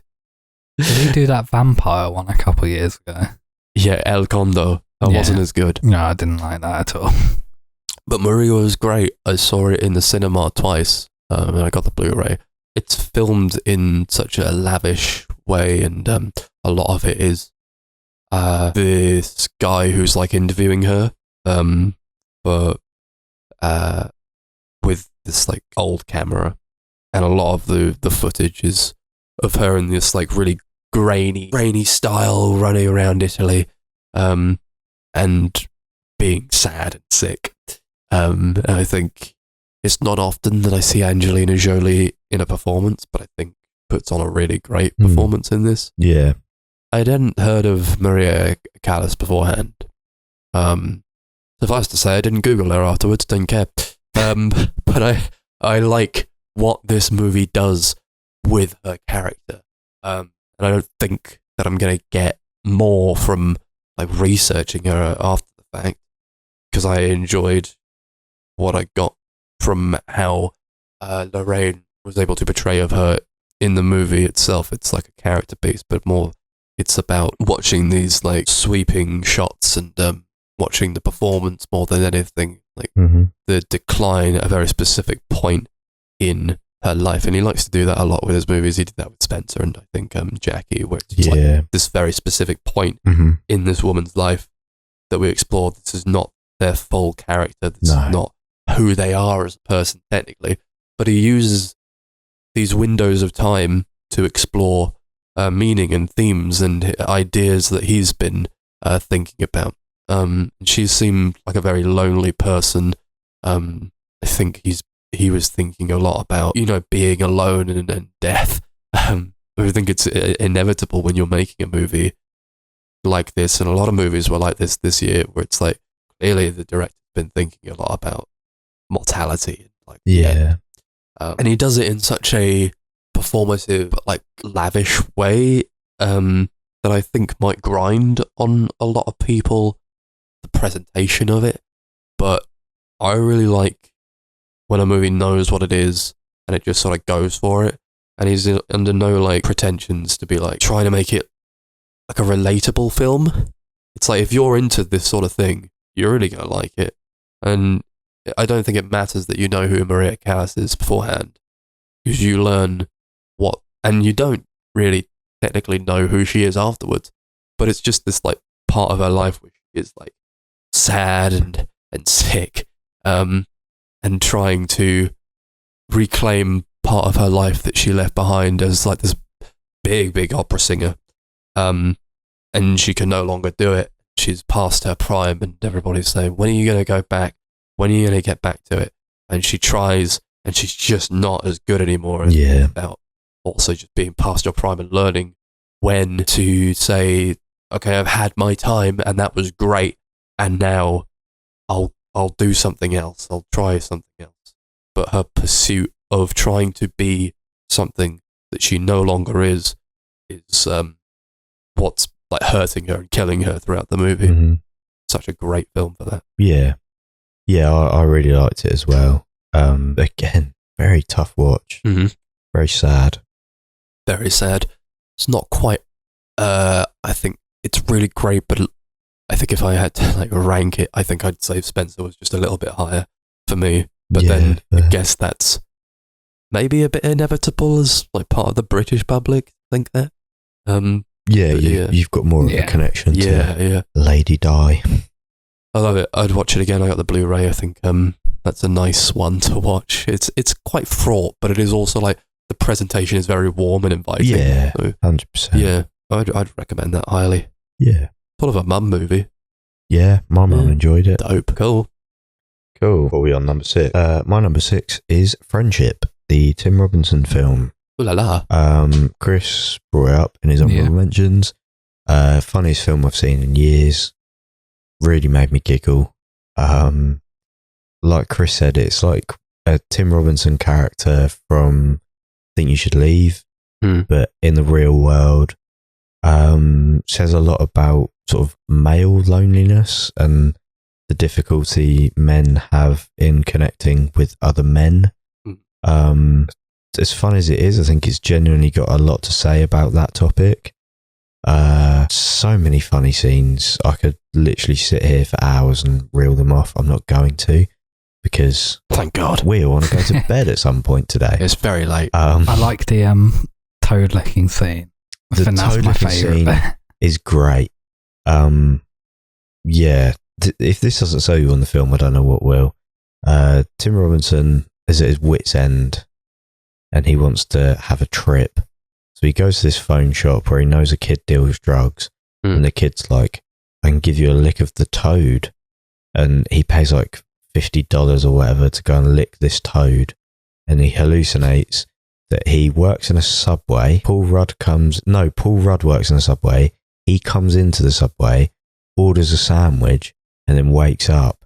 And then the kid comes back and he's like, what did you see? Was it life-changing? He's like, no, I was in Subway. He's like, what, the sandwich shop? He goes, yeah, the sandwich shop. I was ordering a sandwich. Yeah. And he's like, and what does that mean? He goes, I don't fucking know. He's like, that little fucking toad ripped me off. It's great. Hilarious film. Like I say, in my opinion, got more to say than the most like ordinary comedy. Speaks a lot about like male loneliness. But yeah, really good, really funny. Nice. I love movies like that are kind of just like there's like a comedian, they're like, right, we're just going to make a movie that's just entirely for them, like a star vehicle for them. Like, I love those sort of comedy movies that are just entirely for a specific comedian and their style. My favourite type of those films is when they just say to the comedian, you do your thing, everyone around you pretty much is going to be relatively normal. Yeah. And you're going to seem like a fucking madman lunatic. I don't like his antics, his lunatic antics. I think you would like it in this film because not everyone around him is as kooky and weird. Like, it's played pretty much straight. He's the only strange one in the film. And it's more, like Chris said, it's more of an uncomfortable watch. Yeah. Like, you're at one point, he's hanging out with Paul Rudd and his friends, and he says some weird shit. No, that's it.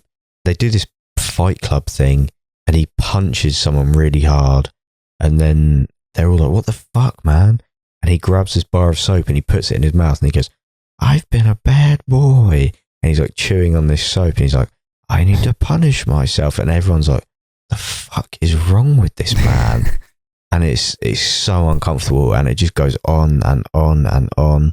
But like, you laugh at it to begin with, and then sort of 5 minutes in, you're like, fucking hell, just make this end. Yeah, it's brilliant. I loved it. Great. Cool. Nice. Number 5, is it now? Number Yes. 5. Cool. This was one Kai mentioned, or we mentioned earlier. Kai doesn't like it. Me and Max does. Memoir of a Snail, directed by Adam Elliott.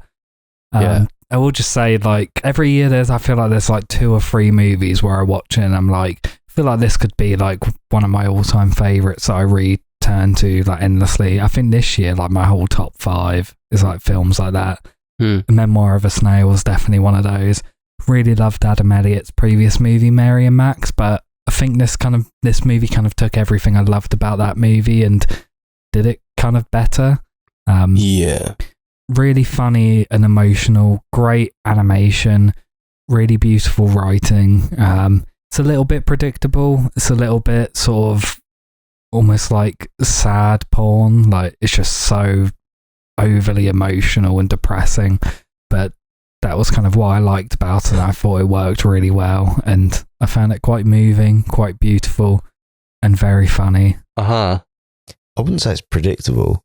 I would say it literally spoils itself. There's an ongoing voiceover narration throughout the whole film where it just says what's going to happen in this scene. And you're like, oh, great. I'm glad that there's no tension, no stakes, nothing in this scene now, because you've just told me what's going to happen. And yeah, I agree. The animation's great. The voice acting was great. Yeah. Everything external to the actual film was great. The film itself was just boring. Misery porn, like you say. Yeah. Cool. That's what makes it good. I regret I don't remember much about it. It was on a long time ago. Yeah, this was like a beginning of 2025 movie, because it was like one of those crossovers from 24. I thought it was a vast improvement on Mary and Max. I thought it did everything better than that movie. But your name's in that film. I know, and I didn't even like it that much. It was strange, because I know how much I love my own name being in things. I'm Philip Seymour Hoffman. Yeah, he's there. Now he's not. Rest in peace. I feel like that in Sarah a lot of Snook movies. now. Yeah. A lot of movies that came out this year, I'm like, I know that I really like that, but now I don't remember it as much. And I think that's just like a symptom of not having watched them repeatedly. Yeah. And having watched like a lot of like the heavy hitters more in like the first part of the year. I loved seeing this in the cinema. I think it was great. Such a great experience. But nobody, I see you scowling there. Yeah. I'm not scowling. I thought your head moved and I was like, oh, fuck this guy again. This miserable bastard. Yeah, it looked a lot nicer, I think, than Mary and Max. I think the colour palette was very well thought through. It makes good looking movies. Maybe it takes him 14 years to do it, but he'll do it anyway. I think there's an element to it probably that was quite, I thought maybe too sad for its own good, but I think it wraps itself up at the end. I know I had some thoughts on the end, but for the life of me, I couldn't tell you now. I think it was something to do with like what the old lady friend said to her. Yeah, to be fair, that whole ending That monologue was really great. Yeah. that shit got me. I almost cried. Yeah, man. I cried most of that movie when I saw it in the cinema. Mm-hmm. And I got the Blu-ray box set of all his movies. Had to import it from Australia because that's the only way to own Memoir of a Snail on Blu-ray. That'll do it. Yeah. We live in hell. Yeah, I know. And Mary Max, I think. I think that's only a DVD over here. And I had the DVD and it looked like absolute garbage for some reason. It was like the worst DVD transfer I've ever seen. 360p, baby. Yeah, man. Dope. But yeah, that was my number 5 pick. Really loved it. We'll definitely go back at some point, but it's just like such a heavy movie that it's like another one of those where I'm just like never in the mood for it. Almost too heavy, some would say. Almost. Okay, number 5. My number 5 was A Real Pain. Again, another one that came out very early on in the year. I saw that twice in the cinema. The direction was really great from Jesse Eisenberg. He just sold this like very sad story in like a comedic way, and like gave like a really good perspective on it. I really like Will Sharp as the guy who's like showing them around in the tour guide, and these like disparate people who have come together for like a goal, like a shared goal, where, you know, some of them are more involved with the Jewish faith and some of them are just Jewish but like it's like a part-time thing, or like, yeah, I'm Jewish, don't really talk about it that much, but I felt like I wanted to come here and find out a bit more about my heritage and where we come from. I think they all go through separate journeys and realizations of like the time that they're able to dedicate to each of these characters, so that you grow to like them a bit more as we go along. And then they split off from like the main group, I think around like halfway through, and then they go and do their own thing. I thought there's very little dialogue in the scene where they go to Auschwitz, but like you really don't need much dialogue with that because they're just sort of walking around the camp and seeing all these things. I feel like, was it real that they just went to Auschwitz and filmed all this stuff? I think it might be. Yeah. I can't remember. And you just get these shots of just like, you know, the incinerators and the gas chambers, and it's all communicated with these like still shots and the people like looking at them and then walking away, and you get all this like swelling of emotion, even though they're not really saying much or like emoting all that much. You feel like it's very heavy, and then on the way back, they're all just sat in silence. I did like Kieran Culkin in the movie. I thought he put on a good performance. I haven't really seen him in much, so, you know, you say Gotta watch Succession. Sure, you say he plays the same thing in everything he does. For me, that didn't really matter because I've not seen him in anything. It's the same thing I had with like. You've not seen Home Alone? Don't remember in a minute. I don't. It's like the kid with the glasses. And Yeah, isn't he in like 5 minutes of the movie? Because then most of it is. He almost gets squished by a chair when Kevin drops the coke all over the food. Yeah. And Why they is he say doing drugs? You have to share the same room as whatever his character's called, and he goes, and he wets the bed. Yeah, but then in that movie, I'm pretty sure Kevin gets left home alone. So most of the movie is him being home alone. Yeah. So I don't remember Kieran Culkin as a child being in like 10 minutes of a movie. Hey, you're not a Home Alone truther like me and Chris. He's good. I like him as this, you know, wouldn't hang out with him because he's a fucking freak. Fucking knob. Yeah. He's a knobhead. But there's also a reason for him being a knobhead. And I mean, because they're cousins in the film, right? Yeah. It was like, as if I was your cousin, then maybe I would abide your behaviour. But if you were just a man that I knew, even then, I don't know. I would just go, nah, fuck off. You're doing my head in, mate. Yeah. I'm not hanging about with you. You're fucking mental. Can't buy people who make everything about themselves. Yeah. No. He's good to watch, but yes. I wouldn't. If I was in that situation, I'd be like, you gotta get me out of here. Yeah. Yeah. Yeah. Really like it.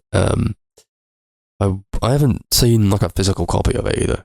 So that's fucking bullshit if they haven't released that on Yeah. Yeah, it's Blu-ray. out on Blu-ray. Well, fucking where is it, for crying out loud?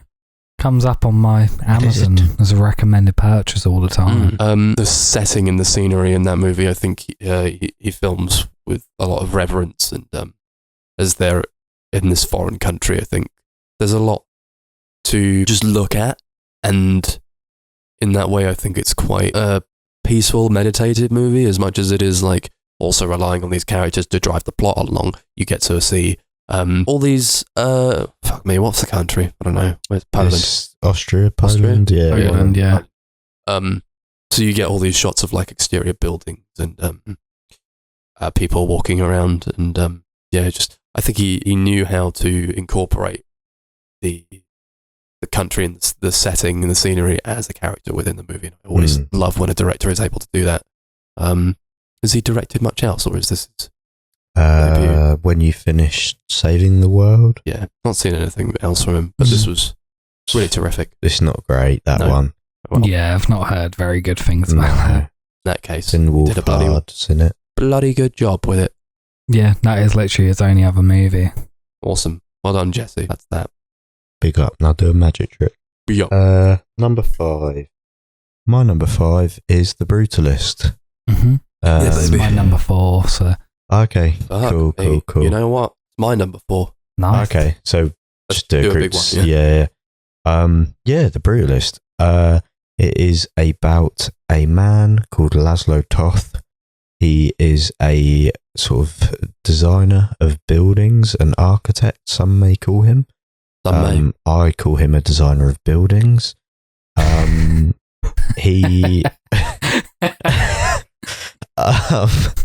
He's Hungarian. He's Jewish, and he is an immigrant to the United States of America. Yes. Is very much about the immigrant experience, how immigrants of his stature anyways try to win friends and influence people. That's a book. I know. I don't know, I've lost my head now. It's good. I like it a lot. It's funny. It's funny. It's not funny. It's actually quite sad.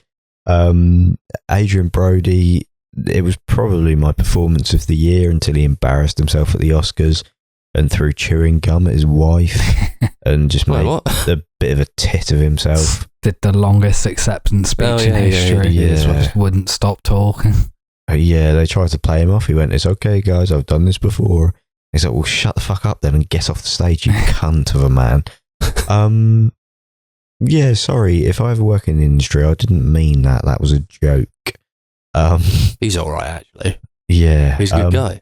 But yeah, no, it basically just chronicles his life from being an immigrant to influencing and befriending, I've forgotten the character's name, but he's played by Guy Pearce.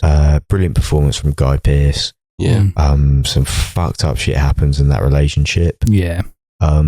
He also touches on sort of like, I don't know how to describe it because I'm not an immigrant, but No. this is kind of, it's the one, not the one film, but it's like a key film in making me understand what being an immigrant is like and the experience. The alienation of it. Yeah, exactly. Because He has to go there without his wife in the beginning. yes, To make a yeah. name for himself. Yeah. Find a job. And it's like, money wise, he's not making enough money to begin with to even support his wife. Mm-hmm. She's got a health condition. She's slowly deteriorating back in Hungary. And it's like, I really want my wife over now. And Guy Pearce puts him up in this really nice house. Eventually he can get her over, but things just get crazy. They boil over. Are we spoiling it? Yeah, fuck it.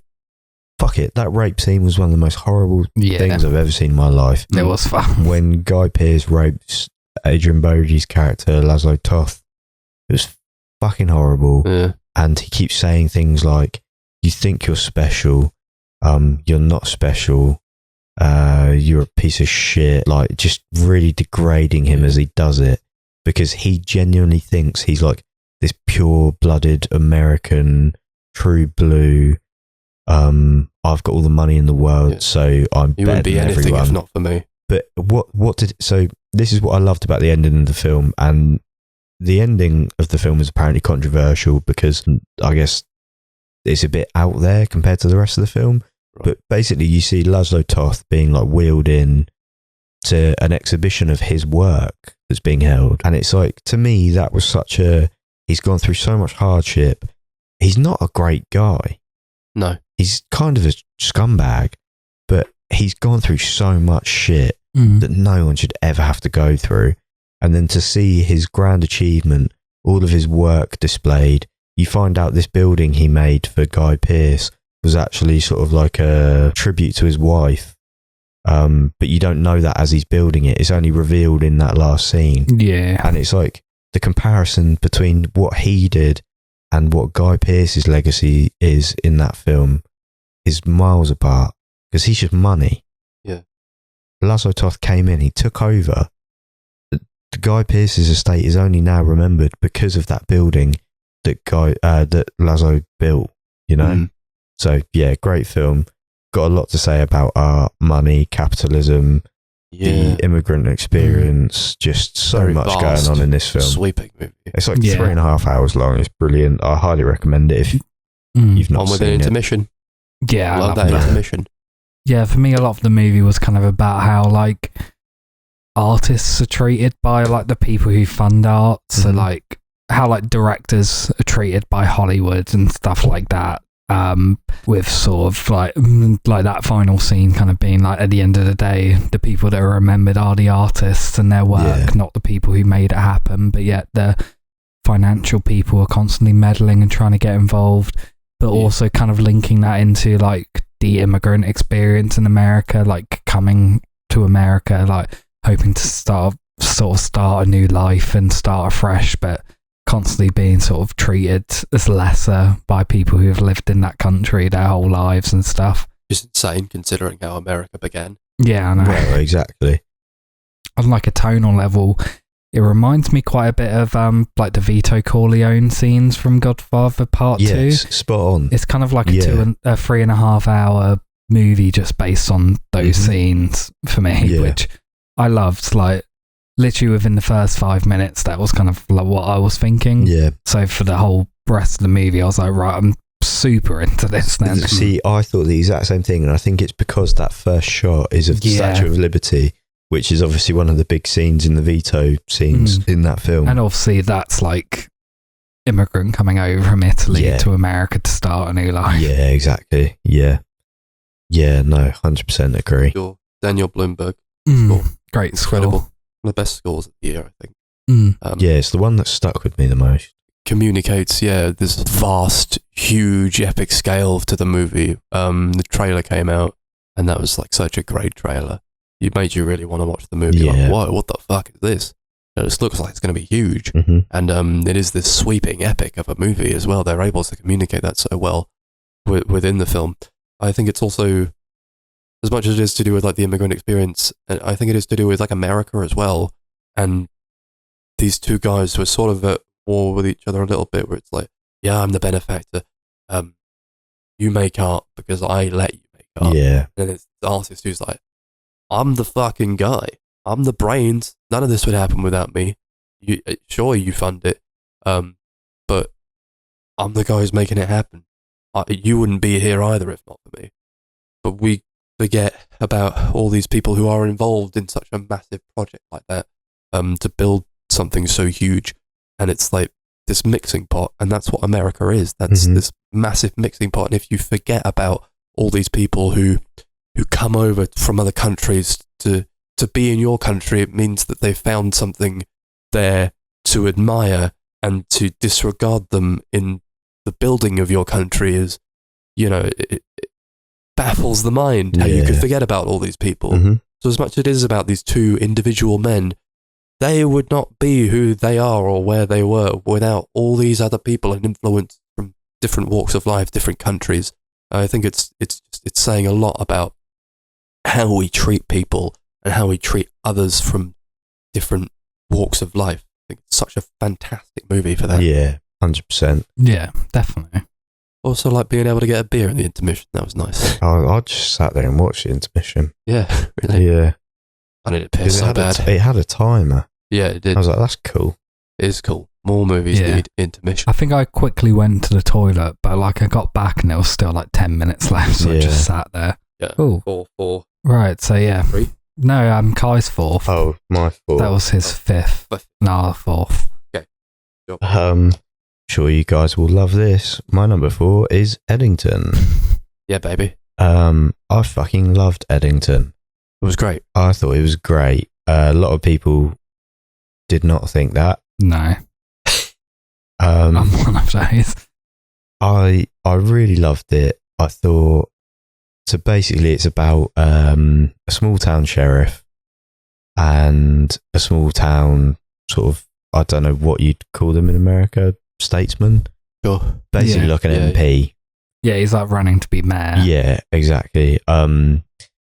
This small town sheriff, he's anti-vax, anti-mask. But he is like actually a solid guy who genuinely cares about the people in this small town of Eddington.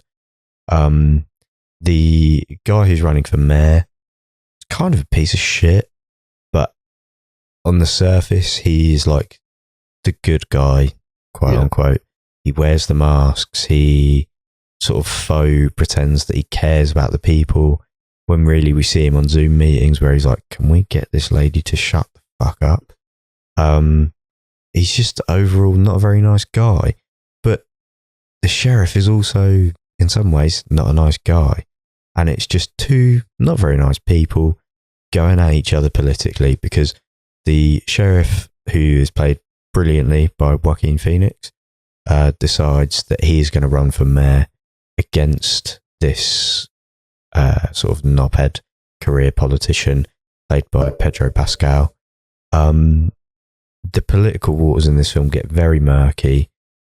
No one is really on the right side of history. The left-leaning people are performative and false. The right-leaning people are, again, performative and false. There's some genuine people in there, but they're very few and far between. Yeah, just brilliant. We don't really have long enough to like completely dissect the political minutiae of the film. We also talked about this on the podcast. Spoke about it already. Yeah, but yeah, great film. I loved it. Yeah, thought it was fantastic. I'd like to watch it again at some point because I think we watched that. We'd come back from like the pub or whatever. Yes, we were quite drunk, and we were still drinking. We were still drinking. I don't think I took it all in. But I really liked it. I think it was quite different from Ari Aster's usual fare, where he goes in with this more like comedic style. I think it really worked out for him. But yeah, again, I'm a bit hazy on it at the moment because it was a while ago. We were drunk, but yeah, I'd watch it again. Yeah, I thought it was really great. Yeah, personally, I think I said as we were watching it, this is the film of the 2020s. Yeah, you did, and I backtracked on that, but I think this is the film that best sums up the landscape of the 2020s, and I will stand by that. As Chris knocks you down. Yeah, I can see Chris sort of scowling at me. But yeah, no, I genuinely believe that this, like in sort of 30 years' time, when people want to look back at what the 2020s were like, this will be the film because it's got everything in there. It's got the political madness that we're living through at the moment. It's got COVID. It's got small town America. It's got Antifa. Yeah. It's got phones. It's literally got social media is a big part of the film. It's got everything. Yeah, really well rounded in my opinion. Yeah, great. I loved it. And it doesn't take a political stance really. It kind of just shows how absurd this whole political landscape is currently, and how you can't really have a normal discussion about any political issues with anyone anymore. No. Because it devolves into shouting and name calling and just insults. I'm this, you're that. Yeah, actually. exactly. Yeah. Nice. Number 3 then. I thought you were really going to argue your case there. I can't be bothered. Late, innit? Yeah. Yeah. What is the time? 20 past 11. Yeah, 20 past 11. Jesus fucking Christ. We've been Sorry. going for 3 hours. Christ almighty, Cool. lads. My number 3, I won't talk about it much because I feel like it's going to be on your guys' lists higher. Marty Supreme, new Benny Safdie movie. Mm. Not Benny Safdie, Josh Safdie. Josh Safdie. Yeah. Yeah. One of them. Cool. Yeah, incredible. Loved it so much. It was great. Epic. It was an epic, all right. Cool. Kind of felt like the natural progression for his style. Cool. And that's Yeah. all I'll say until we get back to it when it comes up with you guys. Yeah. Number 3, Die My Love, the new Ooh, okay. Lynn Ramsey. Mm-hmm. I don't Still think not watched it. No. I watched it the other day. Did you? Yes, yeah. What do you think about it? Confused. Yeah. Scared? Yeah. Sad. Yeah. It's one of those, isn't it? Confused, scared, sad. Tattoo that across the movie's poster. It's very abstract. It's very strange. But you get this couple played by Robert Pattinson and Jennifer Lawrence who have a baby and a house. And he goes off and does work, and she stays home and cares for the baby. It's weird and strange, and it's about them being animals, and it's about them being upset with each other and fighting, and about what it is to be a woman and a mother, and the turmoil of it, and the sadness and the loneliness of it. And I think Jennifer Lawrence puts on one of the best performances of the year, just trying to communicate a lot of different things that I wasn't too sure about when I watched the movie. I would love to watch it again, because I think it's one that's going to reward a repeat viewing. I love how they work together to show how much they clearly love each other and adore each other, but you get this like strife with the complexities of human relationships and babies and marriage, of being a woman, and how hard that can be in an environment like this, to feel like you are all alone in your pursuit of raising a child and being your own person, and trying to make a home of something that feels so like split and fraught in front of you. And she just goes through like a lot of pain and turmoil where Robert Pattinson's character clearly is not going through, and this like disparity in relationships where you can feel so much like one person, but you are going through vastly different things, and there is a point where you can try to communicate with your other half about what you're going through, but they will never be able to understand. And that's, I think, why the movie is so weird and abstract, because you have to abstract it when there are these feelings that just can't be communicated. No matter how much you try, there will always be this like weird barrier that you can't overcome, and all you can try to do is to be sympathetic and to understand each other and to love each other. But I think what's really great about this movie is that they're very much not that, and I think they're trying quite hard to be that at point, but then they're just fucking arguing the whole time and like at each other's throats. Yeah, I don't think they love each other at all. I think they Starts off like that though. I think it's lust. Really? I would say it's not love. I think they're young, dumb, and then I think this pregnancy wasn't planned. They have this kid, and it's like, oh shit. And Jennifer Lawrence's character is very much alone throughout the whole thing. Robert Pattinson's character is out sort of shagging around. Yeah. We see these condom packets in his car constantly. I think there's one line in the film that sums up the whole thing for me, and it's after Jennifer Lawrence does something crazy, which she does a lot. Crazy is the wrong word maybe to describe it, because she's clearly mentally not well. No. So I feel bad saying crazy there. I apologise. But yeah, she does something that's pretty wild. Robert Pattinson is driving her somewhere, and he's trying to have like a honest, frank discussion with her, and he goes, "Where are you?" And she just goes, I'm right here. You just can't see me. Mm. And I was like, fuck, that's so good. But yeah, I enjoyed it. I enjoyed it a lot. Gave me a lot to think about. For sure. I do. Yeah. And like how I guess it's like also about like how, I mean, on the face of it, I suppose it is about a relationship, but it's also about how like you can go through life and have all these different relationships with people, be it romantic or not, and try to understand each other. But still, like, there's like a sort of, I don't know, love and hatred or whatever, where it's like, I fully just expect her to like throw herself out of the car at any moment. I fully expect him to just reach out and throttle her. Yeah. I think it is about lust and animalistic tendencies towards one another.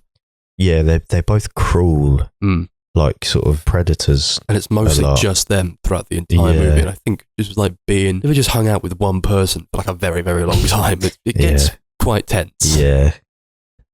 That's how I feel doing this episode right now. Yeah. Now we've hit the 3 hour sort of cabin fevered ourselves here, yeah. Right, we'll start talking about that. Number three, yeah. 3? Number 3 is The Seed of the Sacred Fig. Fuck yeah. Great film. Film from Iran. Yeah. It's all about basically this pretty well-off family who the parents are definitely on the regime side. Mm-hmm. The daughters in the family, not so much. And it all centers around a 2023 political revolution that happened in Iran. Yeah. Where a woman was basically arrested and died in custody for not wearing her hijab correctly, which triggered a slew of protests around Iran. This is probably the film that affected me most that I've seen all year. It's really tough watch. There's one scene in particular that is the most sort of like visceral, affecting scene I've seen in a film in a long time. Just brilliant. A film that needs to be seen, I would say, by everyone. Yeah. Very politically strong. Sort of exposes something that you're not used to seeing really in Western media, because Iran just shut down the internet whenever something like this happens. Yeah. There's a lot of real life footage that was filmed on phones during these protests that haven't seen the light of day until this film, which has basically caused the director to have to flee Iran because he was going to get arrested. So he had to leave in the middle of the night, cross mountains to get to a safe space where he could be collected and taken to Germany, which is where he's located now. But yeah, he can never go back to Iran because of this film. I mean, it's insane that this film was allowed to be made. The actors are in a similar situation to the director now, where it's like publicly they have to be very careful about where they go, who they see, because they took part in this project. Just brilliant. Very recent. Yeah. Quite ballsy. 100%. It's I can't speak highly enough about this film. It's fantastic. The ending left a little to be desired for me, but I like the message of the ending. Just great film overall. Again, it's too long to go into specifics about, and I don't want to spoil it for anyone. It's on my list for sure. Yeah, me too. Yeah, I would highly just recommend it. Cool. I think I started watching it, but for some reason, where I was watching it, the subtitles were all completely out. I got about 10 minutes in, and I was like, kept trying to tweak the timing of the subtitles. Yeah. It got to the point where I was like, I can't do this anymore. I don't know what's going on. That's fair. Cool. Number 2. Yeah. I'm still trying to like decide in my head between my number 2 and number 1. Okay. I'm going to go Sentimental Value. Nice. Joachim Trier. I love The Worst Person in the World. That's like one of my favourite films of the decade. Sentimental Value, I don't know if I love as much, but I still like absolutely adore this movie. It's probably the film that like moved me and made me the most emotional from this year. Really beautiful movie, kind of about family, about filmmakers, about sort of being in a family with an artist who maybe values art more than sort of the family. Like you mentioned earlier about the house being like a character, that was something that I really loved. And I think one of the things that moved me so much was kind of like watching this and thinking about the sort of like my own family, like watching it sort of like the whole sort of intro where they're talking about like Renee's character's sort of relationship with this house and sort of her worries about it being empty and stuff, and sort of relating that into my own sort of feelings of my own house, my own family and stuff. And I think that was something differently if you're in the house that you grew up in. Yeah, which I was. Yeah. So yeah, it did hit me pretty hard. Yeah. So but yeah, I thought it was beautiful. Really loved it. Incredible performances. Don't understand why Stellan Skarsgård got supporting actor. Who knows? Considering he's in it just as much as Renate Reinsve is. Renate Reinsve. Yeah. Yeah. She was nominated for Best Actress, but she's in it the same amount as Stellan Skarsgård, so I don't really understand it. But both of them were great. Really loved Elle Fanning in it as well. Mm-hmm. Thought she was really good. Oh, she was very good, yeah. And her character is interesting as like this American who's trying to be put into this movie that should really be Norwegian. She's trying to learn Norwegian, trying to have like a Norwegian accent. She's working with a dialect coach, and the whole time she's like, this really doesn't work all that well. And it's like this idea of making art because you want to express something. When you hire people for a movie, is it what the people that are acting want to express? Or is it the expression of the director or the writer who's the one saying it? And I think she goes through like a really interesting arc through the movie where she's sort of battling this idea of whether she wants to be in the film or not. I won't spoil anything. Yeah, whether she thinks that she's sort of worthy or right for the role. Yeah. And I feel like there's also a lot of conflict with Stellan Skarsgård's character, like as the director, sort of him sort of figuring out whether he's like compromising just to get the film made, or whether it's like actually sort of his vision for the film and what he wants to do. Yeah, that's like the only way he knows how to communicate. Well, yeah.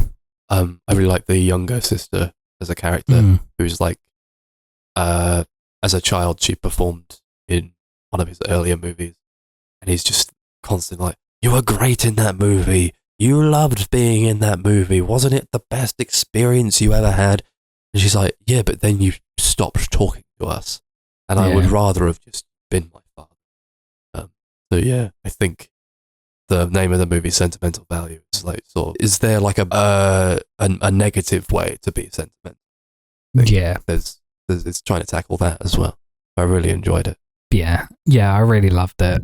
A lot of like interesting sort of visuals. Like there's that like scene, I think it's in the trailer, of like all the faces sort of like melding together. Yeah, like chills. at one point, which is like really eerie and like really powerful. Very different. Yeah, definitely. For movies. Very different for movies. Yeah, I really loved it. I thought it was really great. It's one of my favourite films he's done. One that I could see myself going back to a lot. It was like very insanely close to being my number one. Like, I feel like if I could pick a tie, I probably would between my first two picks. Sure, yeah. You can't. That's against the rules. Yeah, it's against the rules and against the So law. That's why I didn't do it. Oh, don't have to call the police. Can't put your phone down. Number 2, Multi Supreme. Ping pong movie about a guy. Sucks. It's my number 2 as well. Yeah, so yeah. this is about a guy who sucks and plays ping pong, gets a girl pregnant and runs away from her. And then has an affair with Gwyneth Paltrow. Yeah, has a less than advantageous affair with Gwyneth Paltrow and gets smacked across the bottom for it. It's good, man. Another one I think would be better with a different cast. Although, Really? Yeah, I fundamentally Yeah, I disagree full of with completely people that. disagree. that I don't care about or know. That's why. That's why I think all of these movies would be heightened if I didn't know anybody who was in it. Mm. I really, really loved the performances. I thought everybody did a really good job. But fundamentally, if it was a bunch of people that I didn't know beforehand, it would have sold me on the movie more. It would have sold me on every movie more. Sorry. Timothy Chalamet does a fucking brilliant job. Is this a guy with a unibrow who sucks so bad and like can't take no for an answer and thinks everything is about him? I think it's like such a great vehicle for him to be able to act in this way. I don't think we've really seen him play this sort of character before. No. I really relished in that. Mm-hmm. But it also seems very fitting to him at the same time. Yeah. If that makes sense. It does, yeah. And actually, you know, there are a lot of people in here that I don't know, and I think they all do like a really great job. I think like got like, a bunch of people who have this like strange looks to them, and that's why I think like if it was all sort of like that, I might have been even more on its side. But I do know what Gwyneth Paltrow looks like, and I do know what Timothy Chalamet looks like, and you know, I think he plays the part really well. I think the makeup is really great, and he's got like a sort of weird John Watersy-esque vibe to him. But I thought what stood out a lot were these more minor characters who came in and came out. And that bowling alley scene Bowling Alley, Yeah. with all those sort of no-name actors yeah. was brilliant. There were so many unique faces Yeah, exactly. and accents. I and, want more of this. yeah. Yeah. I want more of this. I love that he It's really used great. a lot of like non-actors in it. Yeah. Like Tyler the Creator. He's like one of Marty's best friends in the film. Sure. Got Gwyneth Paltrow's husband. That's just Kevin one of the O'Leary. guys from Fish Tank or Fish Tank or Shark whatever they're Tank, called, sorry. yeah. Like the American's Dragon Den. Mhm. You got Penn Jillette, the magician, as in Penn and Teller. He's Right. there. Abel Ferrara. Yeah, he's there. He's like one of the bad guys. The guy Yeah. has the like bathtub crushed on his arm. Yeah. Awesome. Which is like one of the funniest scenes in the Oh, film for me. So fucking good. So this is my number 2 as well. So I saw, this is, tell me to shut up whenever you want me to. Shut up. Okay. Moving on. No, I Nah, want you to can know. carry on. No, I've seen a lot of internet discourse, and I know I'm on the internet too Yeah. much, guys. I'm on the internet far too much. I've seen a lot of internet discourse. This film's overrated because the main character's bad. Yeah, I've heard a lot of that as well. That's Okay. the point, isn't it? Literally, not every film you watch has to be about someone that you align with completely But I heard politically. a lot of people and- say that when Uncut Gems came out as well. A lot of people were like, Yeah. this sucks because this character's unlikable. It's Yeah, like, that's the whole that's point. the point. However, He is unlikable, but in defense, you love like hating him. That's what makes it so entertaining. Like you're watching this character who's like fun to watch, but you enjoy the fact you don't like him. in defense of Marty Mauser, I don't think I did hate him. He's a bad guy. He does bad things. He's 23. Mm. He's Jewish in 1952. So he's lived through the war. He's seen what's happened to Jewish people. Yeah. He's working class and he's got a dream. Yeah. All of that combined, Mm. to me, completely justifies why he is the way he is, where he's so single-minded because he does not want to end up like those Jewish people that were slaughtered during the Holocaust. He wants to be above that. He wants to be to a point where he can never end up like that. He wants that so badly that he is willing to fuck up every relationship he has in his life. His friends, his mistress, possibly even his unborn child. Yeah. I completely got why he was the way he was. And I'm not being funny. I don't give a fuck that he tries to fuck over Kevin O'Leary's character and Gwyneth Paltrow's character. They're rich arseholes anyways. And to me, they're more egregious and worse than Marty is. Mm-hmm. They have everything. And not once do they even contemplate. It doesn't even once cross their mind that this kid, and he is a kid, he's 23, it doesn't cross their mind that he is just trying to get out of the situation he's in. Yeah. And Kevin O'Leary's character in particular takes pleasure in putting this young man down and being like, fuck you, actually. What's his line? I'm a vampire. I've seen so many Marty Mousers come and go. Well, apparently in the original script, he was actually meant to be a vampire. Yeah, I saw this. But again, he's not a good guy. The bit that I was fully out with Marty, where I went, okay, you're kind of irredeemable at this point, is when they go, so Abel Ferrara's kidnapped his mistress, who's, in my opinion, played brilliantly by Odessa Zion, I think the actress is called. That's great. She's pregnant, but she's a hustler as well. She's hustled Marty once already. She pretended she got beaten up by her boyfriend. He finds out it's makeup. It's a whole scene. It's great. But yeah, so Abel Ferrara comes up and he goes, I've got your girl in the car. You're going to come with me and we're going to get my dog back. Because the dog is like the key to this money, essentially. Marty's kind of like, okay, yeah, give me 2 minutes. And he goes, no, that's fine. You take 2 minutes. I'll be downstairs and I'll be putting a hammer to her belly. I was like, fucking hell, that's dark. Shit kicks off. People get shot. She gets shot.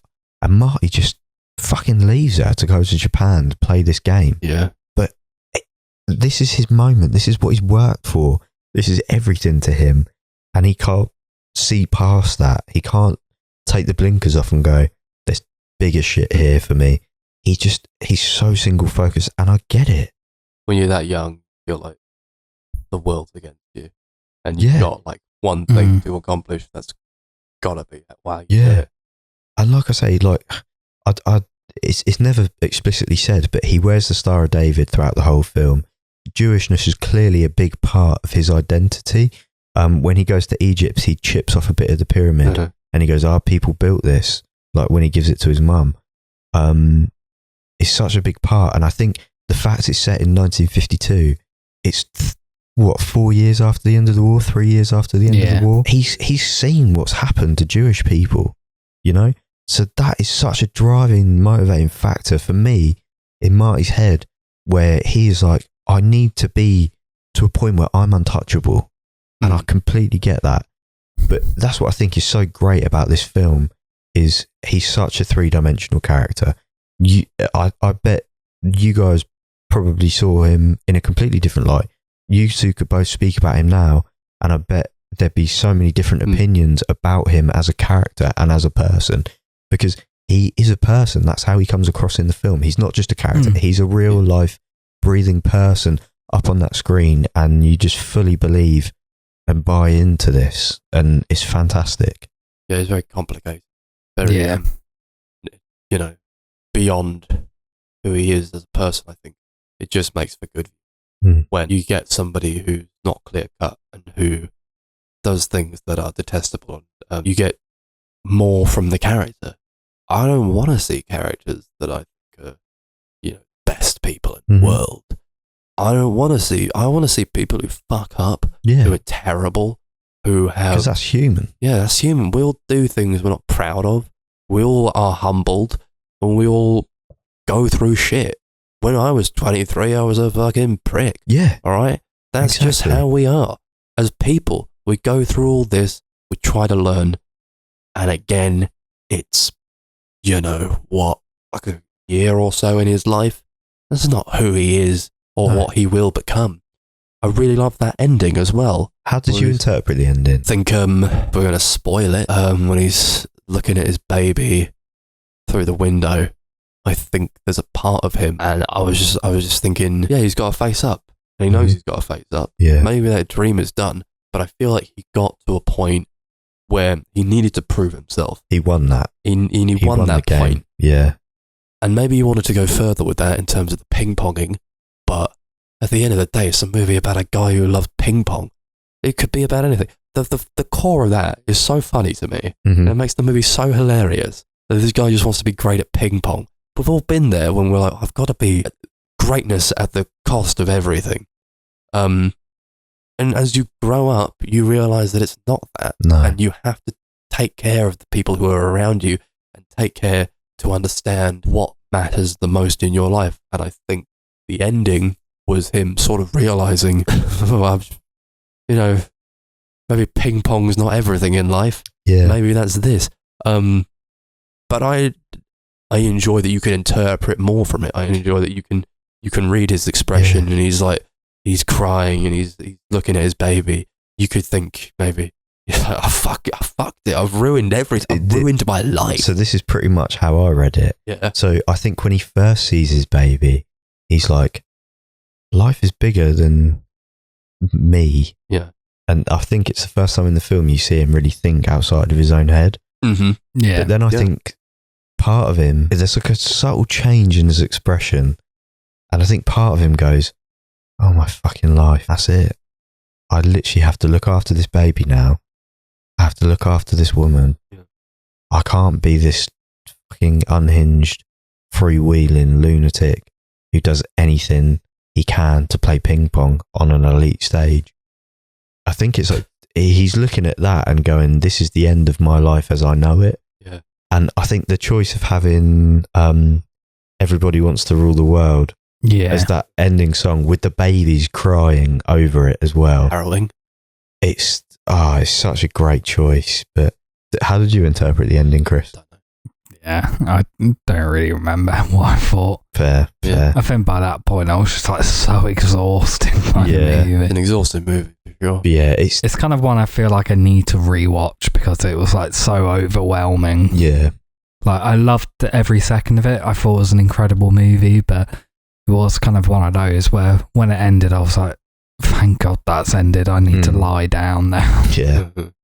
Yeah, I was stressed as fuck. My adrenaline was through the roof after that. I've kind of felt that with all of the Safdie brothers movies that I've seen. Like, first time I've watched it, I've just been so overwhelmed and stressed. But second time I watch it, I kind of understand it a little bit more and take more out of it. Mm-hmm. Nice. Yeah, I loved it. We did number one. So fucking. Is our number one the same? No. Okay.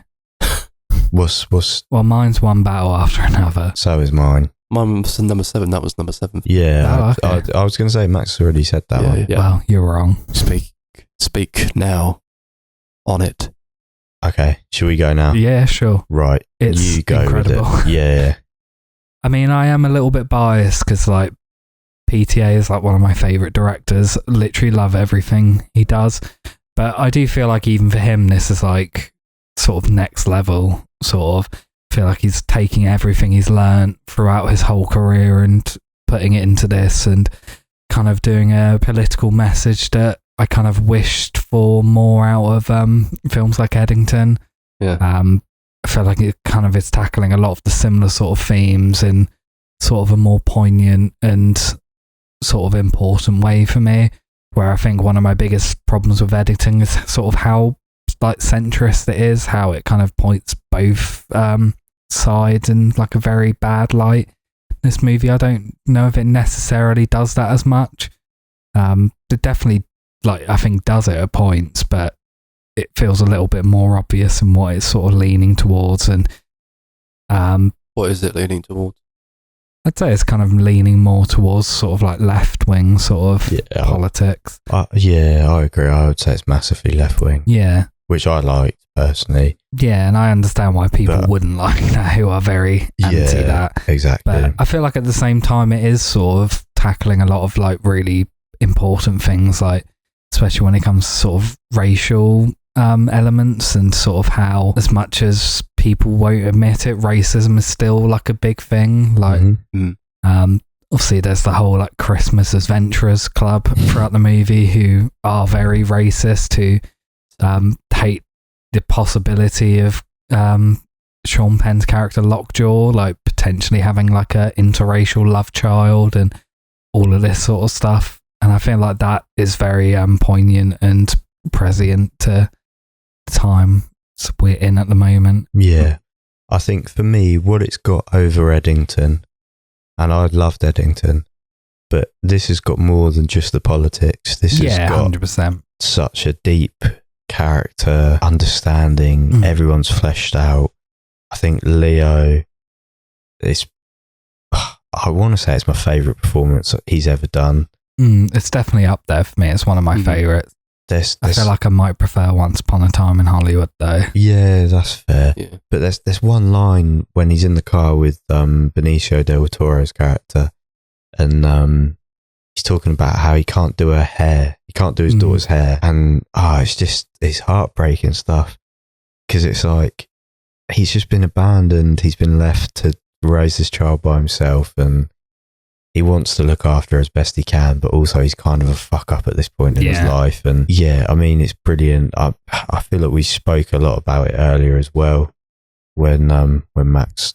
But I like that's what it comes down to, and that's what I got the most out of, is that all these revolutionaries are fighting very political ideals. It boils down to, in the end, that they're doing it so that eventually he can sit down and do his daughter's hair. Yeah, and that's the exactly. core of it. And I think, so to me, the most important character in the film is Benicio del Toro's character. Yeah. Because he's not political at all.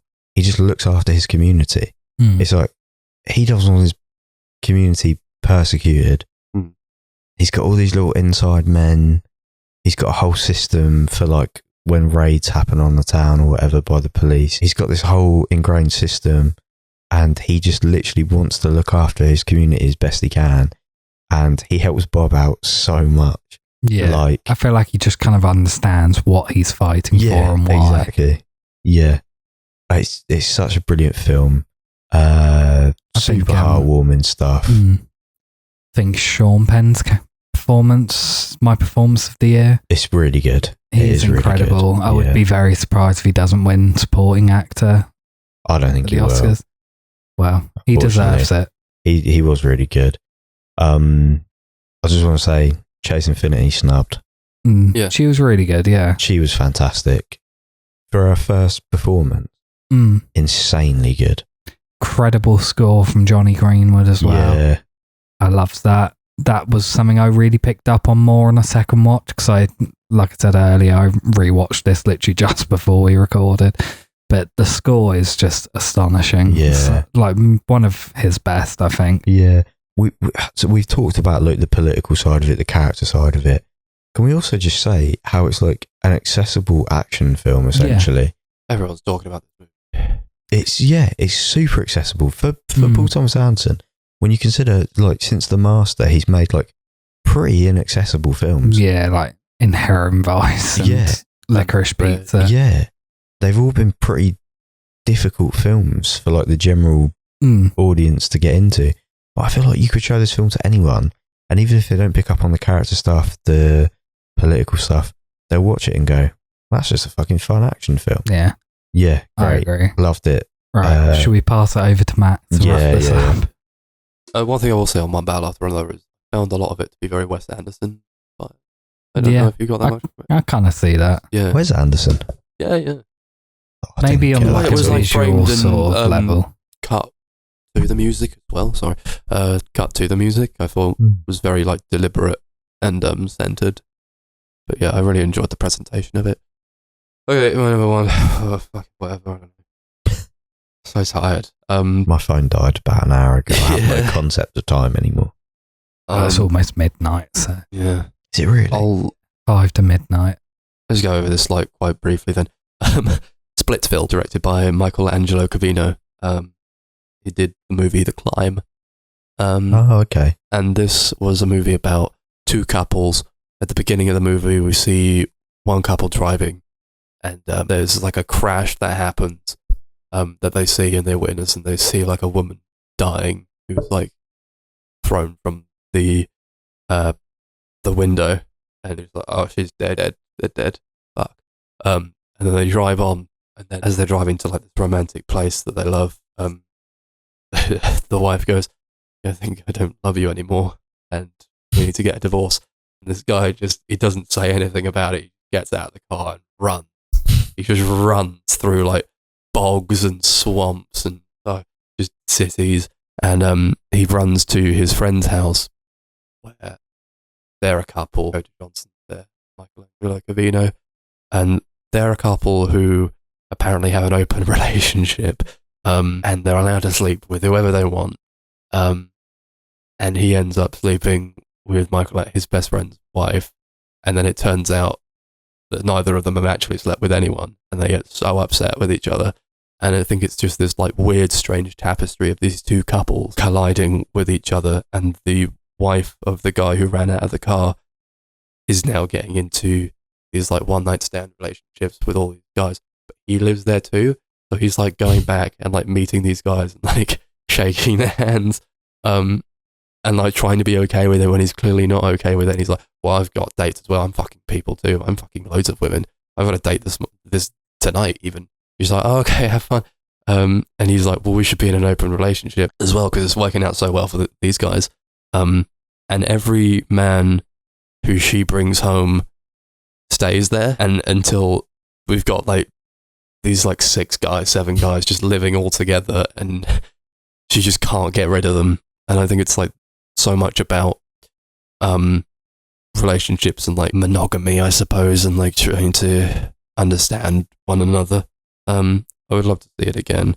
I don't think it's going to get any sort of physical release. I mean, these movies. Well, it's not even out in the UK yet. No, it's a 2026 release. Yeah, it comes out next month. But I managed to procure means to watch it. So I won't talk about this. Maybe I will talk about it next year. If I watch it again, I'll do. And it's technically a 2026 movie. But You'll for put it on your list again next year. Yeah, I could do. I don't know. Maybe we'll see. Yeah, presentation-wise, it's immaculate. The script is great.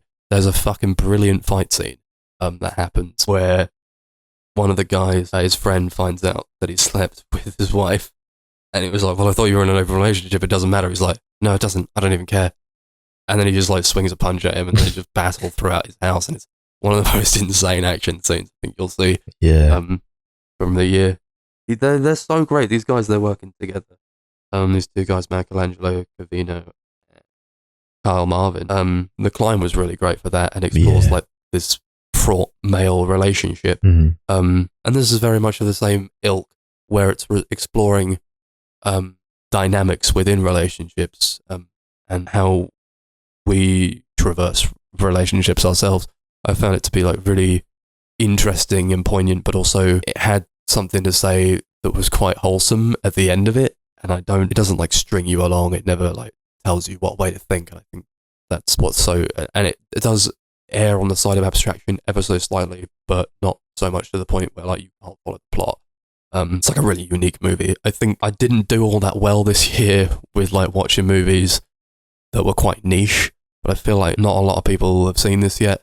I mean, obviously it's not out in the UK yet. But I think going forward, what I'm going to try to do is watch like a few more movies that is like off the beaten track, because I feel like a lot of these they're talked about in Oscars and you know, awards, and people online talking about a lot of these movies, but I'm trying to, I think I didn't do all that well with it this year. I'm going to try and see if we can do some more niche movies. Yeah, that's what I'm trying to do as well. Now you've got that like letterbox video store, which has like a lot of films that like get shown in like a film festival and then just don't get picked up by a major distributor and stuff like that. So there's been a lot of interesting looking movies that have been released on there.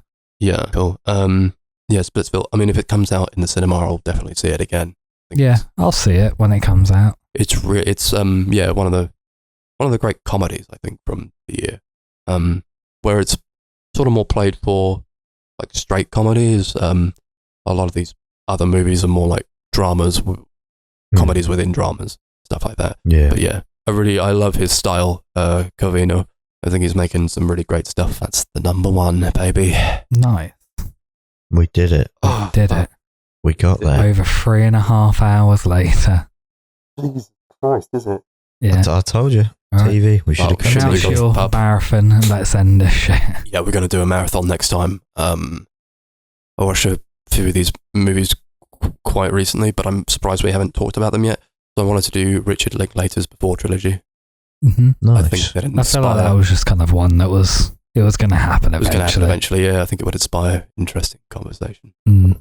I kind of put it off because I knew you would pick it at some point. Love them, yeah. I haven't seen them since I went to Vienna and went to all the filming sites. Very nice. Took pictures, so that'll be cool. Very cool. Yeah, I watched the first two last year, like rewatched them, but I'd never got around to Midnight. I watched Before Sunset alone on Valentine's Day. Jesus. In the cinema. No. It was No. great. Okay. Nice. Yeah, can't wait for that. Okay, cool. Should we just keep talking? No, I'd let's rather go not. home. Rather not. So yeah, What do you mean? What do you mean? Let's keep talking. Let's keep going. cut this shit. We could make the world record. We don't want to wait the world record. We've already broken our record for longest episode. If we fuck, Jesus Christ. Turn this shit off. Bye.